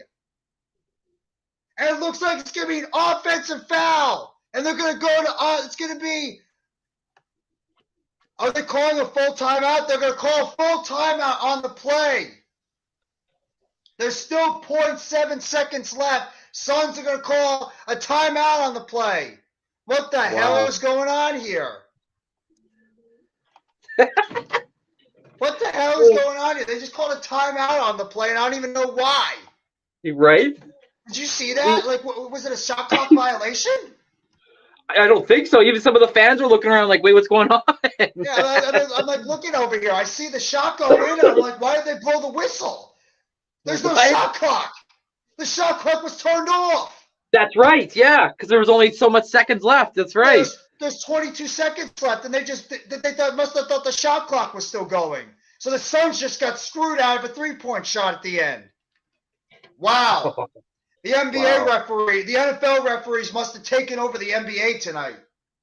They definitely give them their handbook for sure. They're like, dude plays like this. Yeah. Is Carl Cheffers reffing this game tonight? Oh, gosh. Jerome Boger? Yeah, Jerome Boger. Yeah. Yeah. Offside. That's a 24-second violation. You see, I'm a big friend of Jerry Jones. See, Jerry's my uncle. I sound a lot what like are you talking Jerry. about, Randy? We're going to go win the Super Bowl again. We're going to win the Super Bowl. We're going to win the Super Bowl, and we're going to win the Super Bowl down in free agency and the draft. See, I got my best man Dak. My Dak is the best damn quarterback. What is this tomfoolery? Because Dak Prescott is the best damn quarterback in the NFL. Dak Prescott, top five quarterback out there in the NFL. We're going to go out there. How about them Cowboys? Going to find another way to get bounced out of the first round again in the NFL playoffs. We're going to have all high expectations, get all our fans hyped up for another big season, and all we're going to do is just find a way to let them down again, because that's what them Cowboys do. We let down our fans, because that's what Cowboys football is all about. How about it, Steven? It's like a reporter goes to Jerry Jones. Jerry, so Dak threw 4 interceptions in today's game. How do you feel about? Well, you see, that the ball left Dak's hand perfect. It was the damn wind. I kept telling Mother Nature, listen, don't be sending wind into Dak's spot. And look what happened. Well, we ain't talking about the ball. The ball was winding over to that direction. That's why I didn't get over to CD. Didn't get over to CD. CD should have caught that ball. Come on, CD. Why are you dropping that pass over on the outside? Oh, what are you talking about? We're going to win the championship. How you Sorry, doing, I'm popular. We're just making fun of. How you doing, Mr. Unpopular Opinion Sports? Come on, we're the Cowboys. We're going to go win another Super Bowl in the offseason again because that's what we do. That's Cowboys football. Shit, what's good, Jeff, man?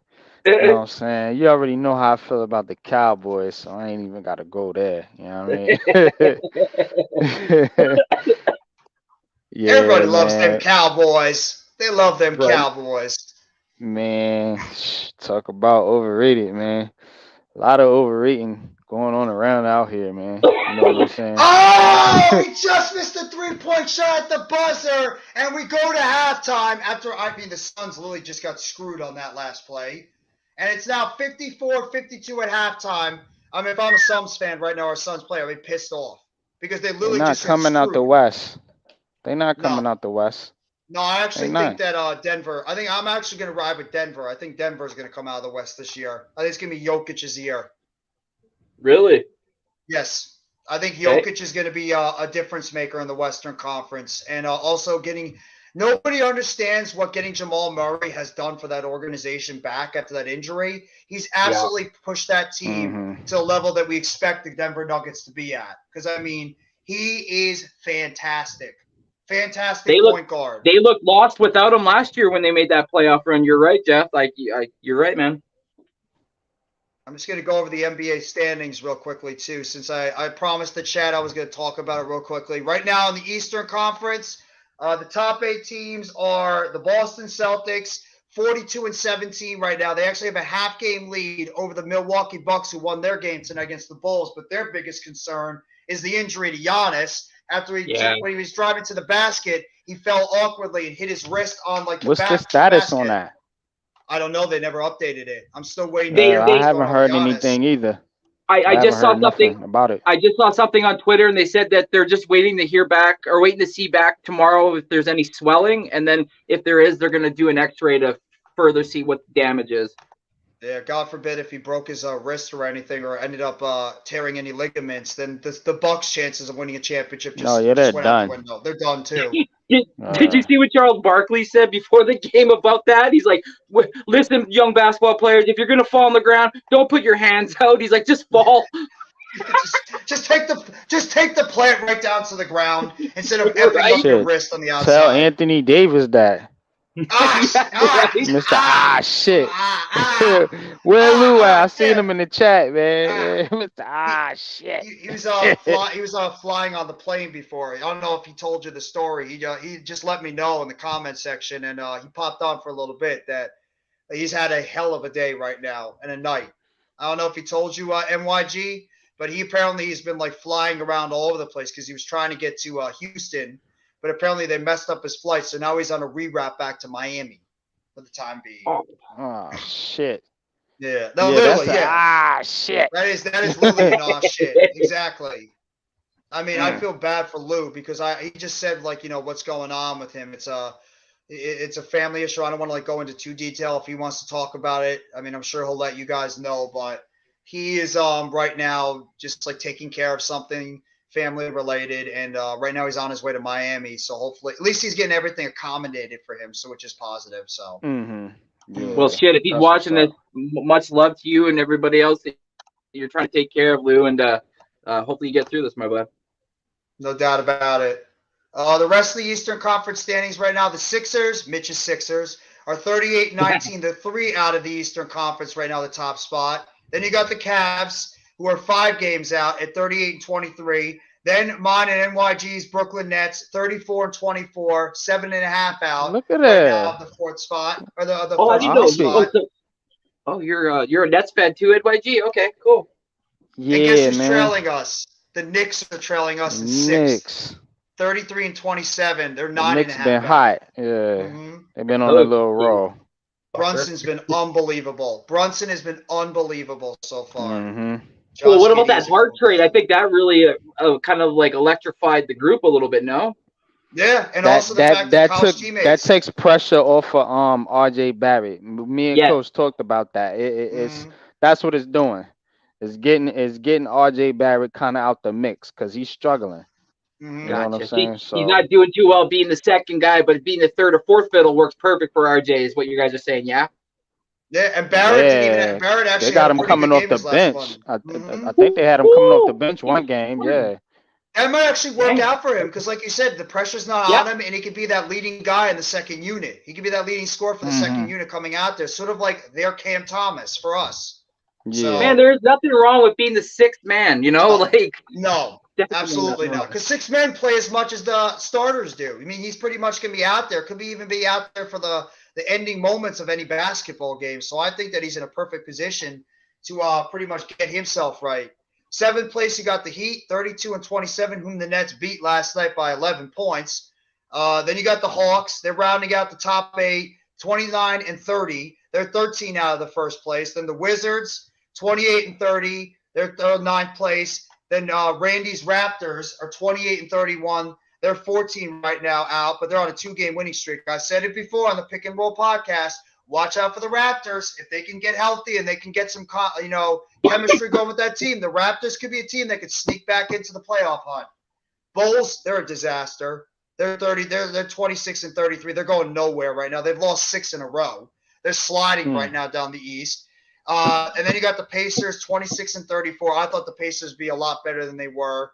They're all the way down in 12th place. Magic, 24 and 35. They're going nowhere. 18 games out. Then the Hornets, and then they're rounding out. The Pistons are dead last, 15 and 44, 27 games out. Then you go over to the Western Conference. You got the Denver Nuggets right now. What happened to Detroit, though? Like, Detroit, I mean, I just feel like Detroit used to be a consistently strong team.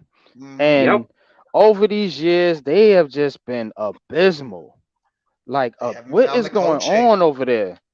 No coaching. Especially after been able to build up in players. Well, Jeff, right after Dwayne Casey won Coach of the Year, the Raptors fire him. Pistons pick him up, and I'm like, oh man, look out! Like this man's definitely going to help turn around this squad. He's been there, and they've been doing like Unpopular just said, they've been doing nothing. Yeah, man, they just been bad, man. I mean, that used to be a good team, man. Even in the 90s, you know, they had a good run in the 80s. They had a good run in the 2000s with the Allen Iverson teams, the Chauncey Billups, Ben Wallace teams. Like, I mean, most unheralded with the Rip Hamilton and Rip and the Wallace boys, the Wallace boys, Rasheed and Ben. Yeah, man, they had a good run there, man. You know, they had what's his name? Prince, you know, Tayshaun Prince, Tayshaun Prince, yeah, man. And it seemed like after that, man, they haven't really got it together at all. Fact. And they haven't drafted well. And they haven't had a good head coach, and they haven't a good system over there in Detroit. They've been a disaster for many years. I mean, Chauncey Billups, the coach, might do better than the Pistons team since he left. He probably would. He probably would at this point. And Chauncey Billups is not exactly enjoying his time right now as a head coach either. It's not exactly been good for him over in Portland. I mean, they're struggling too. They're almost dead last in the Western Conference right now. Speaking of the West right now, I'll go over the West real quickly too. Denver is leading the conference right now by actually a pretty good margin. They're 41 and 18. They're 5 games up right now on the Grizz, who are 35 and 22. Denver's on a 3-game winning streak. They're unbelievable this year. Grizzlies are on they're on a 1-game losing streak. The Kings, much respect to the job that Brown is doing over there with the Kings. 32 and 25, third in the Western Conference right now. They're on a 1-game losing streak though. The Suns, they were all the way down near 8th or 9th place like about a couple of weeks ago. They're now all the way up to 4th place, and obviously KD's on the horizon. So you have to wonder how long until the Suns really get it going overall. So they're 32 and 27, and then the Clippers are right behind them at 32 and 28. Both of them are on winning streaks right now. Dallas with Kyrie Irving And Luka Doncic, God, I hope that team fails so bad I will laugh. They're on a 3-game losing streak. Hi, Kyrie. Hope you're enjoying Dallas. 3-game losing streak over there for Dallas. They're in 6th place. Pelicans have dropped all the way down to 7th place. They're 30-29. They're on a 1-game losing streak. And the Timberwolves right now are rounding out the top 8. They're 31-30. They're 11 games out now at first place. Right behind them, the Warriors are a half game out of the top 8. They're 29-29. I think that's the team you got to watch for. Mm-hmm. Yes. Gotta watch if there's any 8 team that I would definitely not want to face, that'd be the damn Warriors, man. Like that, I would. Right. No. Heard about the two Arku. You know what? I'm actually going to give a shout out to Arku is his Thunder. The Thunder are another team. They're 28-29, and a lot of that young talent there. They're not that far of getting in the top 8 too. So the Thunder are another team you got to watch out for. They got some really good young players on that team, and if they can continue to develop and play with their good chemistry out there, especially with the way SGA's been playing this year, and then Josh Giddey, Dort. They got a lot. Isaiah Joe is their 6th man. I mean, that team's scary. I love Lou Dort, man. Lugens Dort is such a good player. Fuck. I agree. He's so underrated for that Thunder team. He is so underrated. So underrated. My friend is a Rockets fan. I feel bad for him. Well, if that's Coach Dante. That's our buddy Coach Dante's team as well. He's a big Rockets fan as well. Yeah. So shout out to Coach Dante as well, who came out in the heart of the city recently. So, by the way, Monday I saw that. Yeah, most definitely. Yeah, man. Shout out to Dante, man. I got the 2 of you guys on for the first time in a while. I hope that, like Randy, one time you could hop on the Heart of the City podcast, because we've been looking for a hockey guy as well to like give us some hockey stuff. And I know you're very in depth, like with the NHL, so you can give us like some of the hockey perspectives going on too, with like everything going on, with the Flyers, obviously the Canadians, a bunch of the teams over there in Canada, how they're playing. I think their NHL's trade deadline is coming up soon. I know the Rangers have been white hot lately in the NHL. The Rangers, yeah. March 5th is the NHL trade deadline. You should do the live stream for the NHL trade deadline. I want to. I really do. I want to. But I want to have somebody with me too, because it just makes it go quicker, because you have 2 people checking at all times. So, you know what I mean? Maybe I'll hop on with you. I can maybe just because I don't know that much about the NHL. I really don't. I haven't watched that much. You can just break stuff. You can just help me break it. That's all. Yeah, like I can do that for you. Maybe I'll be your assistant. You'll be the lead guy, and I'll just try to break as much stuff as I can for the NHL. I'm trying to break some more NHL stuff, man. Especially coming on too Unpopular. I want you there too. Yeah, I really want to get focus in on the Rangers and the Devils. As well as the Islanders too, man, because those are the New York area hockey teams. I keep up with the Rangers a little bit, man, but the Islanders with already the Giants big doing move. So well, we've been behind on I've been behind on the basketball and the hockey stuff, man. Baseball's coming around the corner too. I want to talk to you about that too, Jeff. But this guy as well, he's a big Blue Jays fan, so he's a divisional rival of yours. So Randy's very astute with baseball as well. He can give you in-depth stuff all about the Blue Jays. So I mean, I can't wait for baseball as well. Most definitely, man. Baseball. Yeah. But yeah, no, you were saying there unwanted or unpopular about the Islanders. I feel like they've already made their real big move there, went and got Brock Besser from the Vancouver Canucks there, and then on top of it, even signed the guy to an 8-year deal as well. So that was a huge move. Definitely a good puck moving goal scoring winger, because I'm dumbfounded. Like, you guys fleeced the hell out of the Canucks for that trade, because there's what they got back in return. It makes you shake your head. Like, obviously at this point, the GM and the owner were like, you know what, let's just get him out. We'll get whatever we can in return and then move on. Because I mean, my team, the Calgary Flames, they traded Matthew Tkachuk to the Flyers in the offseason. We got a first rounder. We got Jonathan Huberdeau. We got their best defenseman and Mackenzie Weegar, and then we also got one of their prospects. So it was like we fleeced them. We got 4-1, and it is what it is now. But you know what I mean. So it's like, I definitely want to talk baseball, hockey, football, basketball. Don't matter. I love it all. So same thing. Any type of sports and wrestling as well, man. Wrestling as well. I see, and I'm not a wrestling fan, but I'm a UFC fan, so. Throw it out there, too. Oh, stop it, Juice, okay? Here comes Juice now coming into the city. Where are you getting Derek Carr, Juice? When are you getting Derek Carr? Is he coming yet? Are you getting that number 4 Derek Carr jersey right now for the Saints? Is it coming? Is it coming, No, Juice? they're getting Geno Smith. Oh my God! Can you imagine? Wow. Hey, another concept. Adam Silver says refs will be held accountable. Hey, Roger Goodell, how about you, Lee, having your refs be accountable? The refs are doing a good job this year. Oh yeah, they're doing great. Doing great, Roger. Awesome job they did in the playoffs this year when they butchered the AFC and the NFC championship games. Huh? Great job though, right, Roger? Keep putting out all that money. They need to be making them full-time jobs and being paid like as if like it was like a job. And if you do wrong or do horrible, you get graded because of so. And if you do something real fucking bad, you get fired. I mean, like they just grab these guys off the street, throw them a playbook, and say, "Listen, this is what you gotta look out for. Call if you feel like it. Call if you don't. I don't give a shit." So it's like, it's ridiculous, man. It's because of all the goddamn rules out there. That's what makes it tough. I can't fully blame the refs because there's so many damn rules they keep implementing in the goddamn book that it makes it hard for these refs to know what the hell they're going to call. I mean, I can't fully blame the refs. I know I blame the refs, but it's also because the league every single year. How many new rules do you think we're going to get this year for 2023 NFL season? 8? What's going to be the next stupid rule they're going to be putting in for the NFL? Well, apparently they're thinking about banning the QB push that the Eagles used so adamantly this year.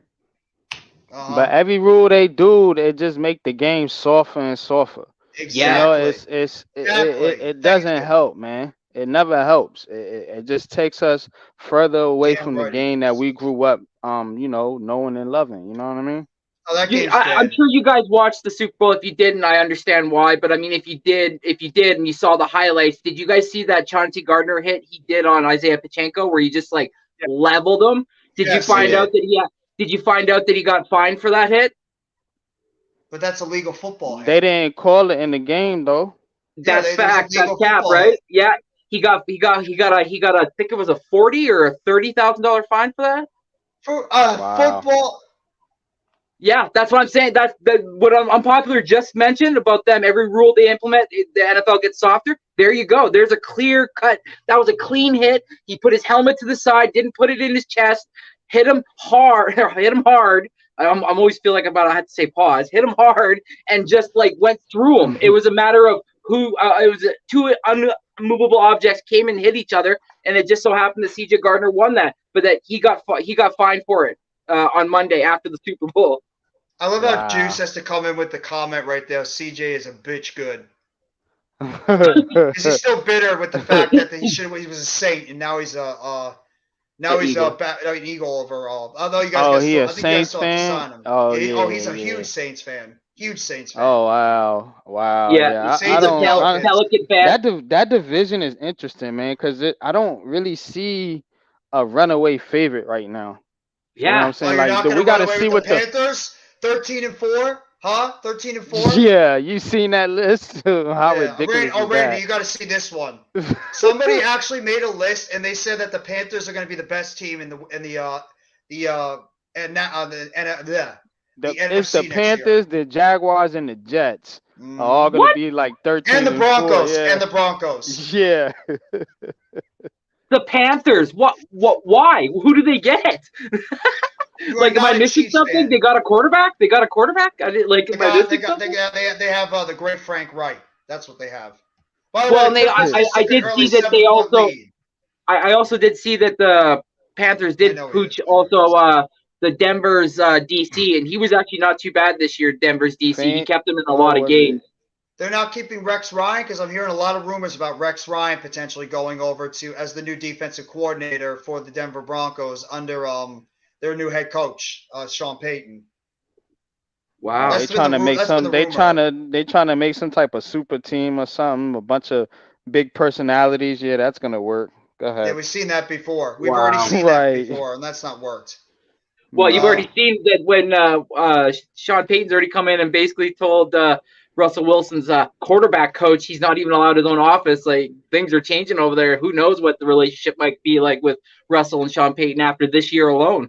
They're gonna butt It ain't gonna end well, man. I'm gonna tell you right now. No, It ain't gonna I end don't. well. And they got an uphill climb in that AFC, man, because I'm telling you, the Bengals and the Chiefs aren't going anywhere. No, Yeah, I agree, no. 100% Those two there. teams are as long as Joe And Burrow Buffalo and will still Patrick be Mahomes are good, there. yeah, Hmm. and you always gonna have to worry about, Pittsburgh and Baltimore. Even on the down seasons, they're still good teams. Facts. Absolutely. Aiton's at the line shooting two, hits the first one, 63-56, 9:55 to go in the third quarter in this I mean, game. shit, they had Huntley most of the year for the Ravens, and look how good they were. It's because of that Oh, defense. you mean the Pro Bowler? The Pro Bowler, Huntley? Oh What is he at? What do you had? man, 2 touchdowns? it Two touchdowns? reminds me when Evan Ingram made the Pro Bowl. We was like, what the? I'm like, Yeah. really? Yeah. This Yeah. joke. Evan Ingram. Yeah.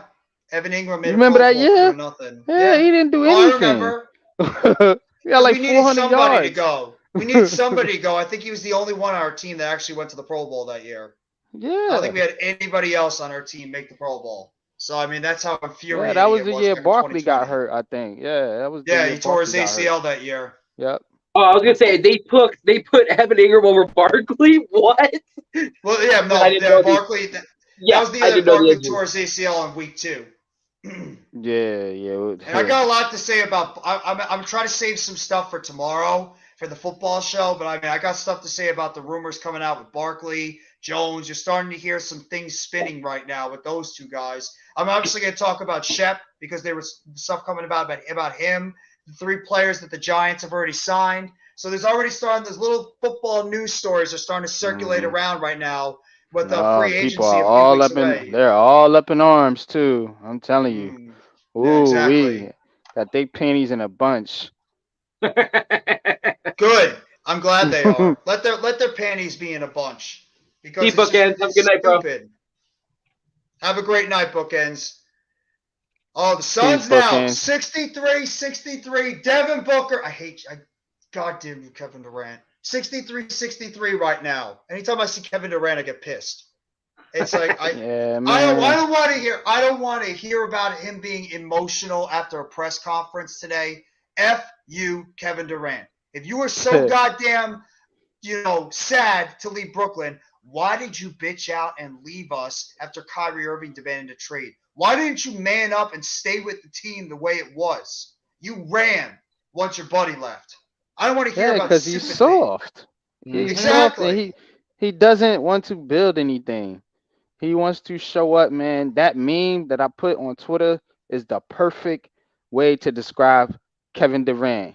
He comes in his construction gear when the building is already built. And he's talking He's about, a hey, let's snake. work. You're right. He is a You snake. I agree with know what you, I'm Juice. He saying? is a freaking snake. That's He why I ran didn't to a want him team that was championship made. That's what he did. in the Again, Right. Is he offseason. shows up when everything's built. Remember in the offseason when there was rumors that the Raptors were potentially gonna, mm-hmm. mortgage our future and everything for KD. I was saying no, I do not. I Yeah. do not. He hasn't proven to stick through thick and thin. When shit gets hairy and it hits the fan, he's the first one out the front door. It don't matter if there's Yeah. mamas in the house or not. He's hit that Mm-hmm. front door quicker than anybody. And I don't want somebody like that. I want a guy that's willing to stay here through thick and thin, like my guy Mm-hmm. Pascal Siakam, like my guy Fred VanVleet, and my Mm-hmm. guy OG Anunoby, even though the rumors are what they are, but he admittedly says he never ever wanted to leave the Raptors. He wanted to stay Mm-hmm. here. He doesn't know where that shit came from. Now I take it for face value, but it is what it is. But these guys are staying for thick and thin. He bounces the second that shit gets hot. I'm A so sick of second, it. man. For It's a real, bitch And I man. feel move. bad for It's you guys, but I mean, disgusting. like we just mentioned, I don't know if you saw it there, NYG, but me and Jeff were talking, and I was like, man, like to have you lose Kyrie and KD the way you did, but also to get what you got back, it kind of lessens the blow in a little bit. You know what I mean? Because like, man, you Hmm. guys got some young talent back now because of that. Like, shit. Yeah. Yeah. Yeah. I like the There, team. there is positives. You're right, man, because when you look at it, this is what we needed in the beginning. Right. Yeah. KD's the one that came here when the team was already built and he tore it down. He wanted Kyrie and he wanted Harden and all these other fluky guys, you know what I'm saying? Yeah. Yeah. DeAndre Jordan and all these fuckers, Oh man. And God. Like, they wanted all these guys on their team, they buddies or whatever, and then he dips out, as soon as things get a little hot, man. They done so much for these guys, man, the Brooklyn Nets. I know Sean Marks and Joe Tsai aren't perfect, but I mean, when you look at it, man, they did kind of give these guys the best opportunity that they could have to succeed here, and they wasn't with it. And Hmm. it's like, you know what? Going out the door, they throwing a middle finger up at us, man. It's like, okay, cool. We'll see you on the other side, suckers. Yeah. And I feel Fact. bad For for a guy real. like TJ Warren. He had to be tied up into this, even though I like TJ Warren, that he's now on the team with Phoenix. But I like the trade. I've always liked the trade because the Nets, if Bridger, guys like Bridges and Cam Johnson and Cam Thomas give you those brief glimpses of how good they could be offensively. I've seen it from Yeah. Johnson. I've seen it from Bridges, obviously, for how well he played. He's our best player on the team in terms of being a two-way player. And then obviously Cam Thomas is just like a guy that could just put up 20, 25, 30 points any night when he gets the basketball and Hmm. he gets a shot. And then you forget about the shooters on this team. And the one thing that the Nets are doing that I kind of like, they're going with an all defensive rotation in the first, Hmm. grouping. And then on the second grouping, they go with more like, shooters. They have their guys that drive to the basket and they're the facilitator, which is what Ben Simmons should be, a defensive player and a facilitator, and not a guy that's going to go out there and score. He can't score. He's not the same player he was back in his first couple of years with Philadelphia. He needs to be a Hmm. guy that's got to facilitate the ball and play defense, put him out there for 15, 20 minutes, and keep him with the second unit, maybe mix him in with some of the starters, and let him just go with his role. And I think it'd be the best thing for him as well as some of the other guys. But Jacques Vaughn, I'm really curious to see with what Jacques Vaughn has to do because he's got a lot of players that are good, and he's got to try to fit in some minutes to try to get the best combinations out there because that lineup and that depth is going to start dwindling in terms of the amount of players he plays the closer we get to Yeah. the playoffs. It's going to Yeah, be he's nine or he's eight got to players. he's got to figure out a playoff lineup, Yeah, and it's gonna get dicey for some of the guys, man. But I mean, ultimately, especially when you're talking about the shooters, I'm going with the hot hand. You know what I'm saying? I want my yeah, starting five in there. I want the hottest shooter. You know what I'm Yep. saying? mm-hmm, Cam Thomas, of course, you're gonna mix him in there. That's yeah, that's what, 6'7". Then you need a big guy, so maybe you put Sharp in there as a backup center. That's 8. And I mean, then you're gonna have to pick from there. So, but that's definitely gonna be the rotation. And if Ben Simmons ain't playing well, I mean, hey, Yeah. look, you ain't gonna be part of the rotation. I'm sorry. You he's know what I'm playing saying? backup You center gotta right now. he's gotta earn his minutes. Yeah, I'd rather have Sharp in that role, to be honest with you. He offers more.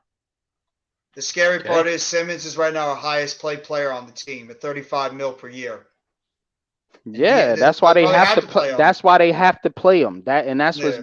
what bothers me. You know what I'm saying? That's what bothers me. Is I this wish they true? would figure out a buyout for this dude. They can't. They're going to try to trade him though in the off season. They're going to see if they could trade him though. They got to That's do the rumor something. going around. But I mean, I like. What do you think about the I think the Raptors are going to be a team that people have to look out for in the rest of the NBA season. I do. I think that Raptors team is better than they've been playing. So, I mean, I do believe The that Raptors the are never a Raptors. bad team. No, They've never been a bad team. You know what I'm saying? They have up and down years, but they're never bad. Yeah, They're not. They don't go we through just those lack talent. Detroit We just lack star talent. doldrums. They don't go through those Indiana Pacer doldrums and things like that. no, They're always pretty no. good. You know what I mean? So I wouldn't count them out. You know what I'm saying? Respectfully. I think you I got You don't think? talent. think they're I think gonna they got do talent. anything. I don't think they're gonna do anything. They're gonna make no noise. I don't think the Nets are gonna make any noise. So No, we're not. you know No, what we're I'm not. saying? But yeah, as far as making the playoffs, I don't see why not. The Raptors absolutely can be in there.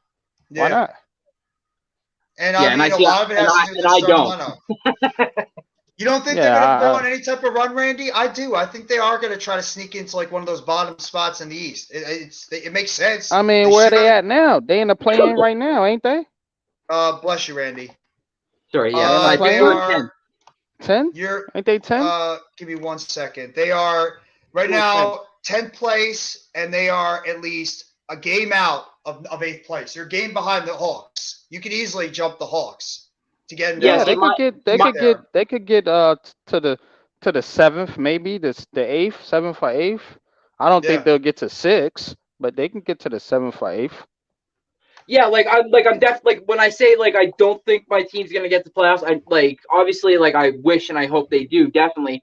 But for me, my biggest issue is right now we're dealing with injury, and they're saying that OG's wrist is a lot worse than what they originally had said. So he's had a setback, so he's not coming back healthy. And then our coach Nick Nurse loves to ride the starting five like fucking Clydesdales, and I hate it because then by the fourth quarter, when we need the juice, these guys are way too tired. They're way too gassed.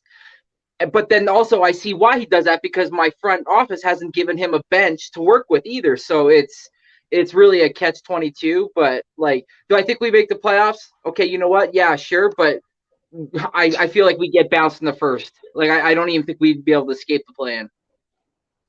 Danny always trying to troll Arku all the time. Always says go. He always says the Thunder suck. He just loves. He thrives on trolling Arku all the time. Always. This is a great game. 71-71. 3-point shot before by Torrey Craig, and then a dunk there by Terrence Mann. 71-71.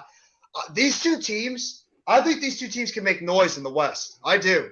I think the Clippers were one of those teams that really did well at the NBA trade deadline, getting some depth on that team with Eric Gordon, with Mason Plumlee, and Bones Highland to go already with the players they have. And if Leonard and PG-13 could stay healthy, that team could be an interesting team coming out of the West. And obviously we know with Phoenix. I mean, when KD is out there with Booker and Paul and Ayton. And obviously you heard about the rumors about now Kyrie Irving. He wanted to be involved in that trade, and now there's going to be rumors about Kyrie wanting to sign with Phoenix in the offseason. They're saying he's going to settle in Dallas. My ass he is. He's going to run to Phoenix.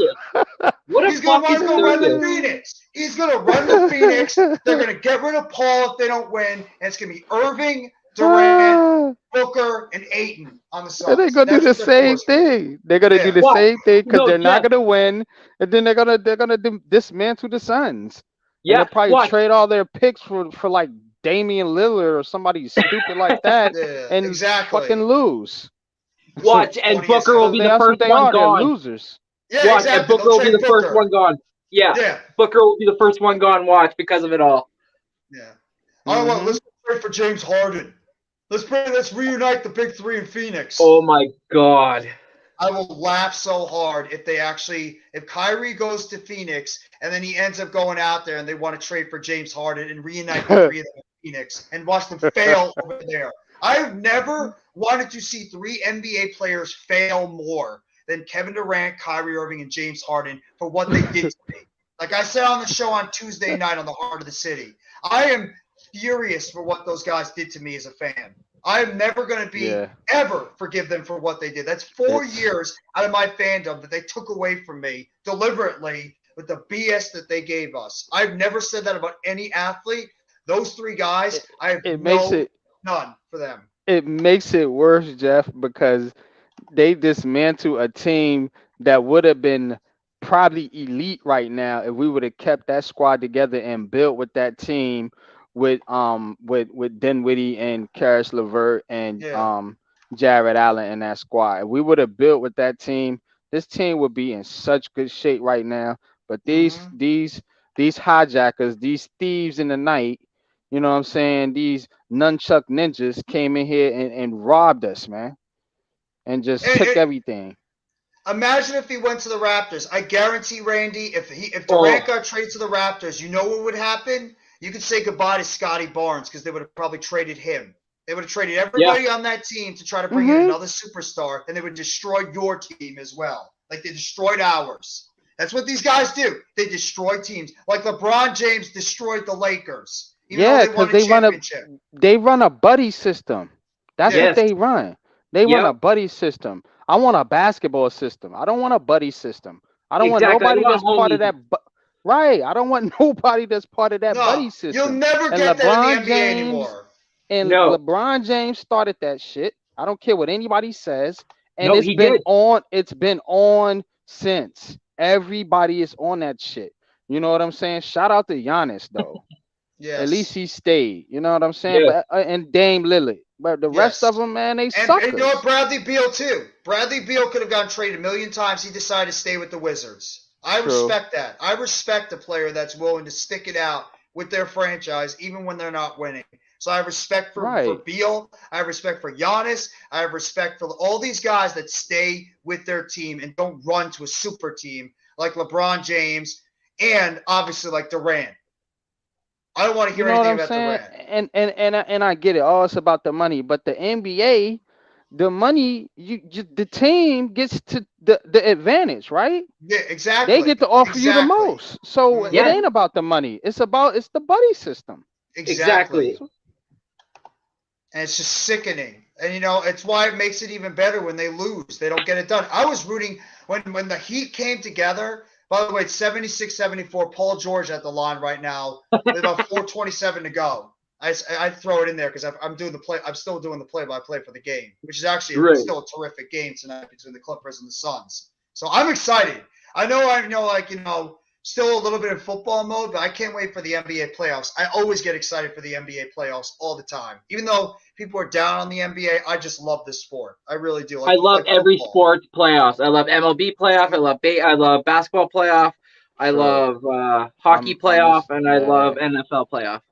Hockey playoffs are probably the best. Every playoff, I think hockey playoffs are some of the most underrated playoff games you'll get out there. A lot of people have That said is that true. there's nothing better than the NHL playoffs. It just Oh takes it to yeah, another level of intensity, and I love it. Especially when you see goaltenders stand on their heads. 2004, my Calgary Flames went to the Stanley Cup Finals against the Tampa Bay Lightning, and Mm-hmm.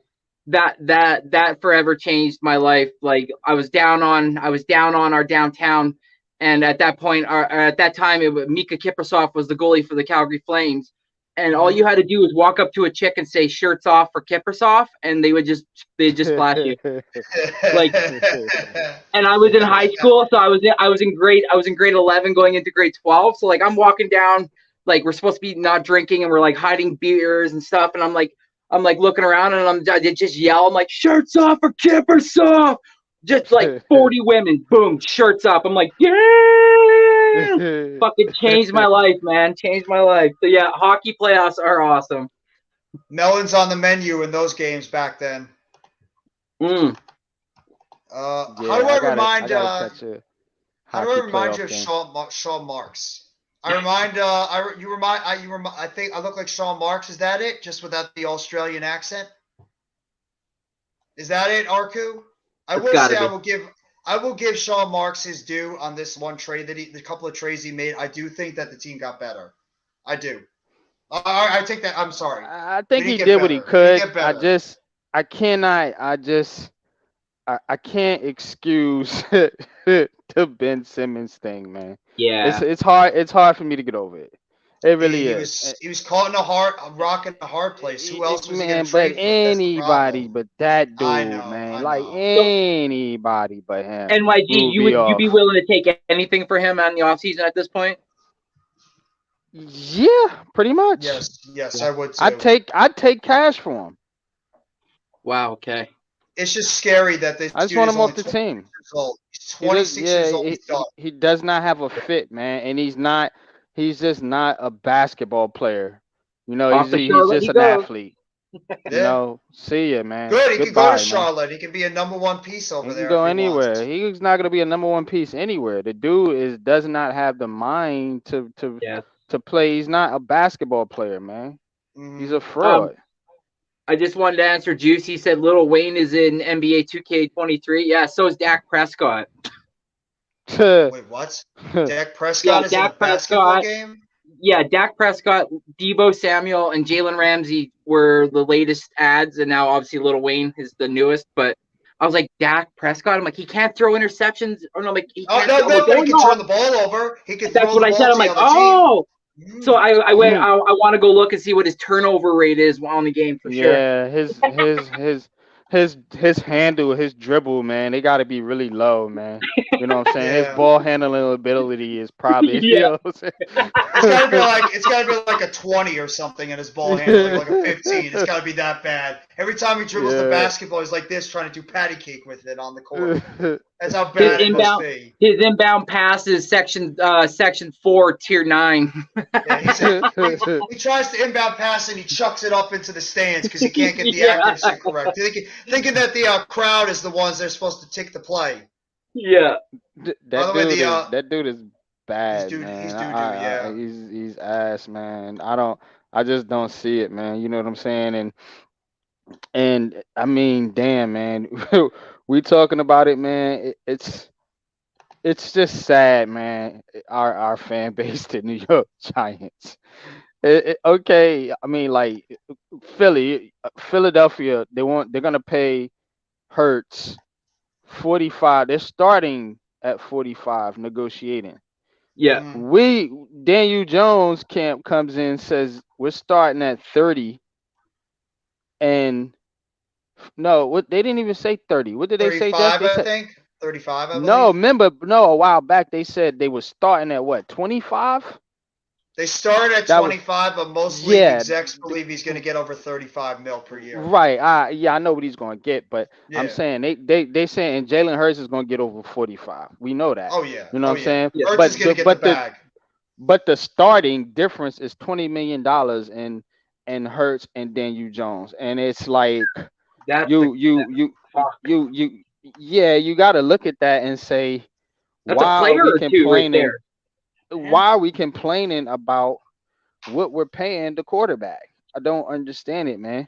They don't like Daniel Jones. That's the only thing you could say. So the argument, like Phil, so there's probably some Eagles fans that don't like Jalen Hurts. After they still, even though Hurts I thought was very good in the Super Bowl. I thought Hurts actually played a pretty good game in the Super Bowl. Hurts is a fine quarterback, man. I don't have no issue with Jalen Hurts, man. Yeah. And I don't even Only like that turnover Philadelphia. You know that. Yeah. You know, but Hurts is a good quarterback, man. You know what I'm saying? He's gonna get his money, and he deserves it, man. He played in the Super Bowl, man. I'm all performance and winning matters, man, in my book. So you know what I'm saying? He deserves what he's gonna get. So does Daniel Jones, but yes, our fan base don't look at it like that. You know what I'm saying? We gotta have a quarterback that has style points. You know what I'm saying? Fuck winning. He's gotta look a certain way. Like I don't get it, man. That's all I would do. You're supposed to win back. You're supposed to win games. You're not supposed to look cute winning games. That's not the point of professional sports. Exactly. Yeah. I mean that's that. Like I've said a million times. Now you know why I don't go on Twitter or Twitter Spaces or any of this kind of stuff, because even though some of them might be good, some of them might be well run, some of them might be well executed and have some good things and takes all over the place, it's just too much stupidity at one point. I'd rather just save my the stupidity for when people go crazy after a game or something. Luckily, we don't have to hear about that for at least the next 7 months or so, even though you're going to be hearing talk about it all in the off season. So, I mean, I'll pay Daniel Jones 35 mil per year. I will. He deserves it. Saquon Barkley, if we somehow get in the 14 million year range, I think we can bring him back too. And then we can go from there. And that's what I'm curious. I'm curious what they're going to do with Barkley in the offseason too, because they've been talking about that the sweet spot is 14 mil. I don't know if Barkley's going to go for it, but we'll have to wait and see. I mean, like I said, March 7th. If March not, 7th is the date. He'll probably get tagged, and it is what it is. You know what I'm saying? But yeah, like as far as like the negativity, man, around the fan base, man, when a team has won and they're trying to build a type of culture, man, and they're not getting support from half of the fan base, man. These guys are blaming Joe Shane now, man. They're really taking this thing to another level because they're that mad that they're gonna sign this quarterback back. So now all the trust that Joe Shane and Brian Daboll built is all gone and lost now because they're mad about the quarterback. That's so stupid. You guys mess around and go and get a rookie quarterback, and he ends up being Jake Fromm 2.0. Then what are you going to say? Oh, oops, maybe we got to try again the next year. That's not how it works in the NFL. Nah. Evan says it right here too. I agree with people. Always try to be right when it comes to Daniel Jones. Yeah, right. Exactly, right, Evan. Man. I just. Would you rather have Tua right now or Daniel Jones? It's you got to be almost real. I'd rather have him than Dak. Dak Prescott to me is the third best quarterback in the NFC East. Right now, it's Jalen Hurts is 1 because he made it to the Super Bowl, and Jones is 2. Prescott to me is third. After the seasons they had this year, Prescott is the third best quarterback in the East. Hurts has to be one because he had a terrific season and he took his team to a Super Bowl. So out of respect, even if you don't like the Eagles, you got to give Jalen Hurts his credit. He was And they're not runner-up even and they're not even arguing that now, Jeff. They're so sophisticated. Apparently, they've moved off the mid-tier quarterbacks, and when you bring them the Kirk Cousins and the Jared Goff arguments, that they're making $40 million, and they're both worst, arguably worse, but not no better than Daniel Jones. And you bring them that argument, then they come at you and say, oh well, he doesn't do what Pat Mahomes does, and he's the only. And then they take it to another level. Now you have nobody does what Patrick Mahomes does. Patrick Mahomes is Patrick Mahomes for a reason. Nobody can do what he does. The Giants aren't good or set at the quarterback position unless they have a guy with the talent of Patrick Mahomes. Yeah, no, every I NFL know. team wants Mahomes. Like, you kidding me? Like, any team that would tell you otherwise would be drinking. It's about style Kawhi Leonard's points, at though. The line, 87, True. 82, Absolutely. 57.5 seconds left. Kawhi Leonard at the free throw line, shooting 2. So 57.5 seconds to go in the third quarter. Only one because Pat Mahomes wouldn't be. What's Pat going on? Mahomes Only wouldn't one be Super Pat Chino. Mahomes without Andy Reid. People forget A-Rod how good a going to coach the Jets. Absolutely, Andy Reid absolutely is. unpopular. Absolutely. Yeah, you're right. Okay. All right, only one Super Chino. Appreciate you coming by the live stream. And you're saying that A-Rod is going to the Jets. I could see it when he comes out of the dark room. Then the Jets are winning the Super Bowl. The Jets, screenshot it if you must. You know what? If the Jets win the Super Bowl in 2023, you come in my chat and you post this. Whatever social media you have, post it on your social media, lock it down, and say you were the one that said A-Rod comes to the Jets and they take him to a Super Bowl and they win it all. That's such a Jetsy move. Go and trade the bag for a 39-year-old quarterback on the decline. It's such a Jetsy move. Yeah, but they can't get it done. $50 million too. Yeah, it's such a bad move, but whatever. No problem, Coach. It'll give us Hopefully, plenty of content to talk about on Heart of the City. It'll be good for the show. Because that's gonna be a disaster. Him in New York, good luck. Yeah, but it's already been a disaster with them in terms of drafting a quarterback. They failed like 3 times in a row trying to find a quarterback in the draft. So I don't blame them wanting to go out there and get a guy. I mean, they failed twice. They had 2 quarterbacks they drafted in the top 3, and they failed twice. Darnold is gone, and then obviously Zach Wilson. They can't wait to get rid of him after his second year. Yeah, the only good thing Zach Wilson is that nailing Mills. That's the only good thing he's good at. I will say, if the Jets do get a quarterback, I have to agree that you watch out for that football team. They are no doubt away from being a top level AFC team. It ain't Aaron Rodgers though. I tell you that. They ain't gonna get it done with Aaron Rodgers. They need a quarterback they can build with, man. But unfortunately, they brought Rob Saleh back and the GM, and this is their last hurrah. They don't get it done this year, they're done. Wow. So they gotta accelerate the process and go trade for a veteran and try to win games. Ooh. That's the end of the third quarter with the score. LA Clippers 91, Phoenix Suns 84. 3 quarters down, 1 more to go in this last game of the NBA before we head to the All-Star break and a long break until next week. Any vet quarterback they have, bag it to pay up. That's probably what they're going to do, Coach. I agree. They're going to probably throw out the bag. Yeah, they're going to accelerate their rebuild the sense and say, okay, we got this squad. We're that close last year. You need an offensive line. Your offensive line is terrible. You need to get yourself some offensive line help, especially for an older quarterback like Aaron Rodgers. If you have the offensive line that you had this past season, and you get a guy like Aaron Rodgers who doesn't have the athleticism that he had back then, you guys aren't going anywhere. And a healthy Breece Hall. Exactly. You need a healthy Breece Hall to balance out that offense, and you need an offensive line. You have the skill position players. The Jets could have made the playoffs this year. Nobody's saying that. And Yes. I've been the one. I was more confident in the Jets than the Jets fans at the beginning of the season. I picked And them I to hit go it right second on. place in the division. I picked them to go I second. I picked their win total exactly at 7 wins. So I'm very in tune with what the Jets are I doing. I'm know. not a Jets fan, but I know what the organization. And the problem is when you trade for a veteran quarterback, like Coach Hmm. said, you have to pay him and you're going to have to give up draft picks. That is Yes. the problem. You Hmm. know, and if you do that, you're going to be expected to win the Super Bowl. And in the Hmm. AFC, when you got to deal with Joe Burrow, Patrick Mahomes, Josh Allen, Herbert, and all the rest of them dudes. Trevor Lawrence up and coming. Could So still have you're gonna Lamar if he goes back with the Ravens too. exactly. So and Pittsburgh's always pesky. So is New England. So I mean, you gotta look at that too. That team Wait, is I just going want to. one quick second. I just caught this comment from Arku. NBA on NBC could be returning soon. Can you bring back the jingle, please? Can you bring back the old school NBA jingle that we all know and love, please? That we all grew up listening to, myself, Randy, and MYG, and all the guys that grew up during that era in the basketball. Please bring back that jingle because that's exactly what would put us back right in that nostalgic feeling of what the NBA Yeah, felt like. that Second old string school offensive NBA. line. Yeah. Well, here's the thing. Only one Super Chino.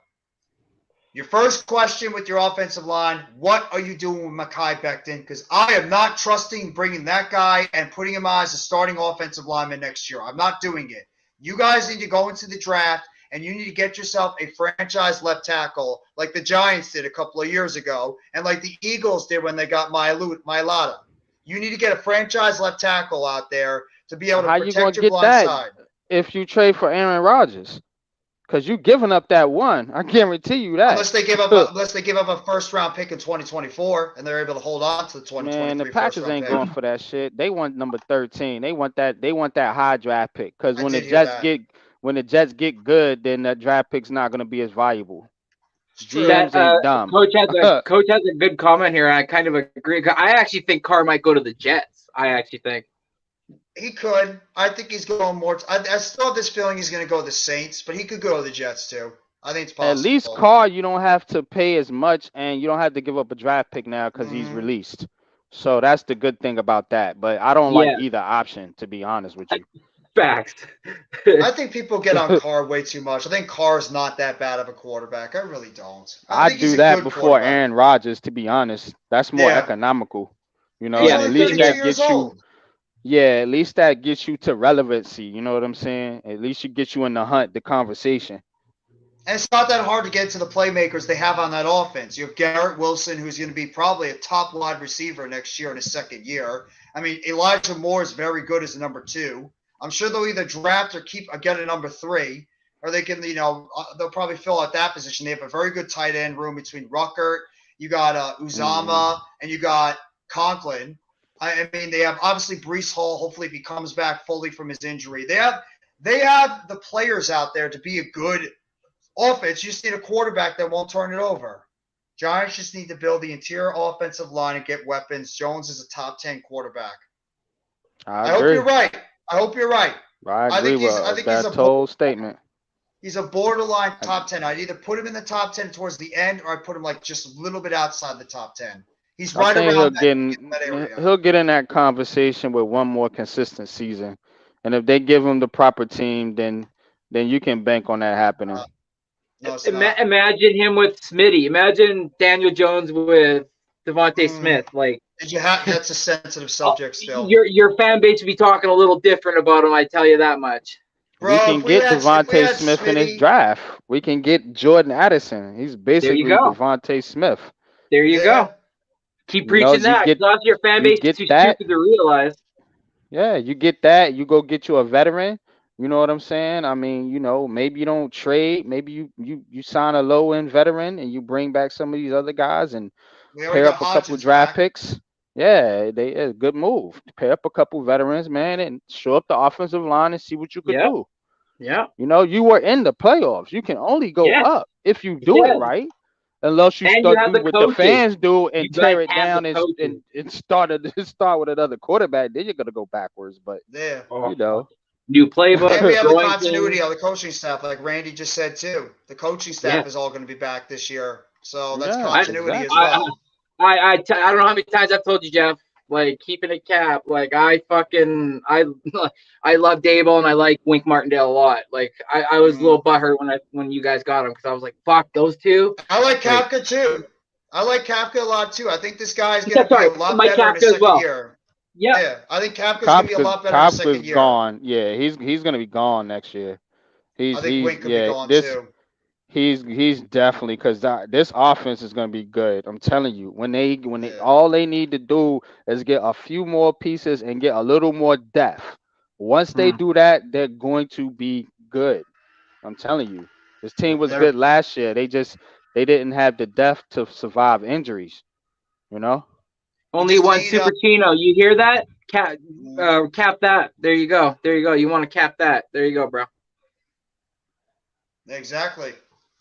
I mean, just get some interior offensive linemen, get a couple of more wide receivers in here, maybe even a tight end to go with Bellinger, unless you feel like Lawrence Cager can develop into like another a good solid second option at the tight end position, which I like Nah, Cager.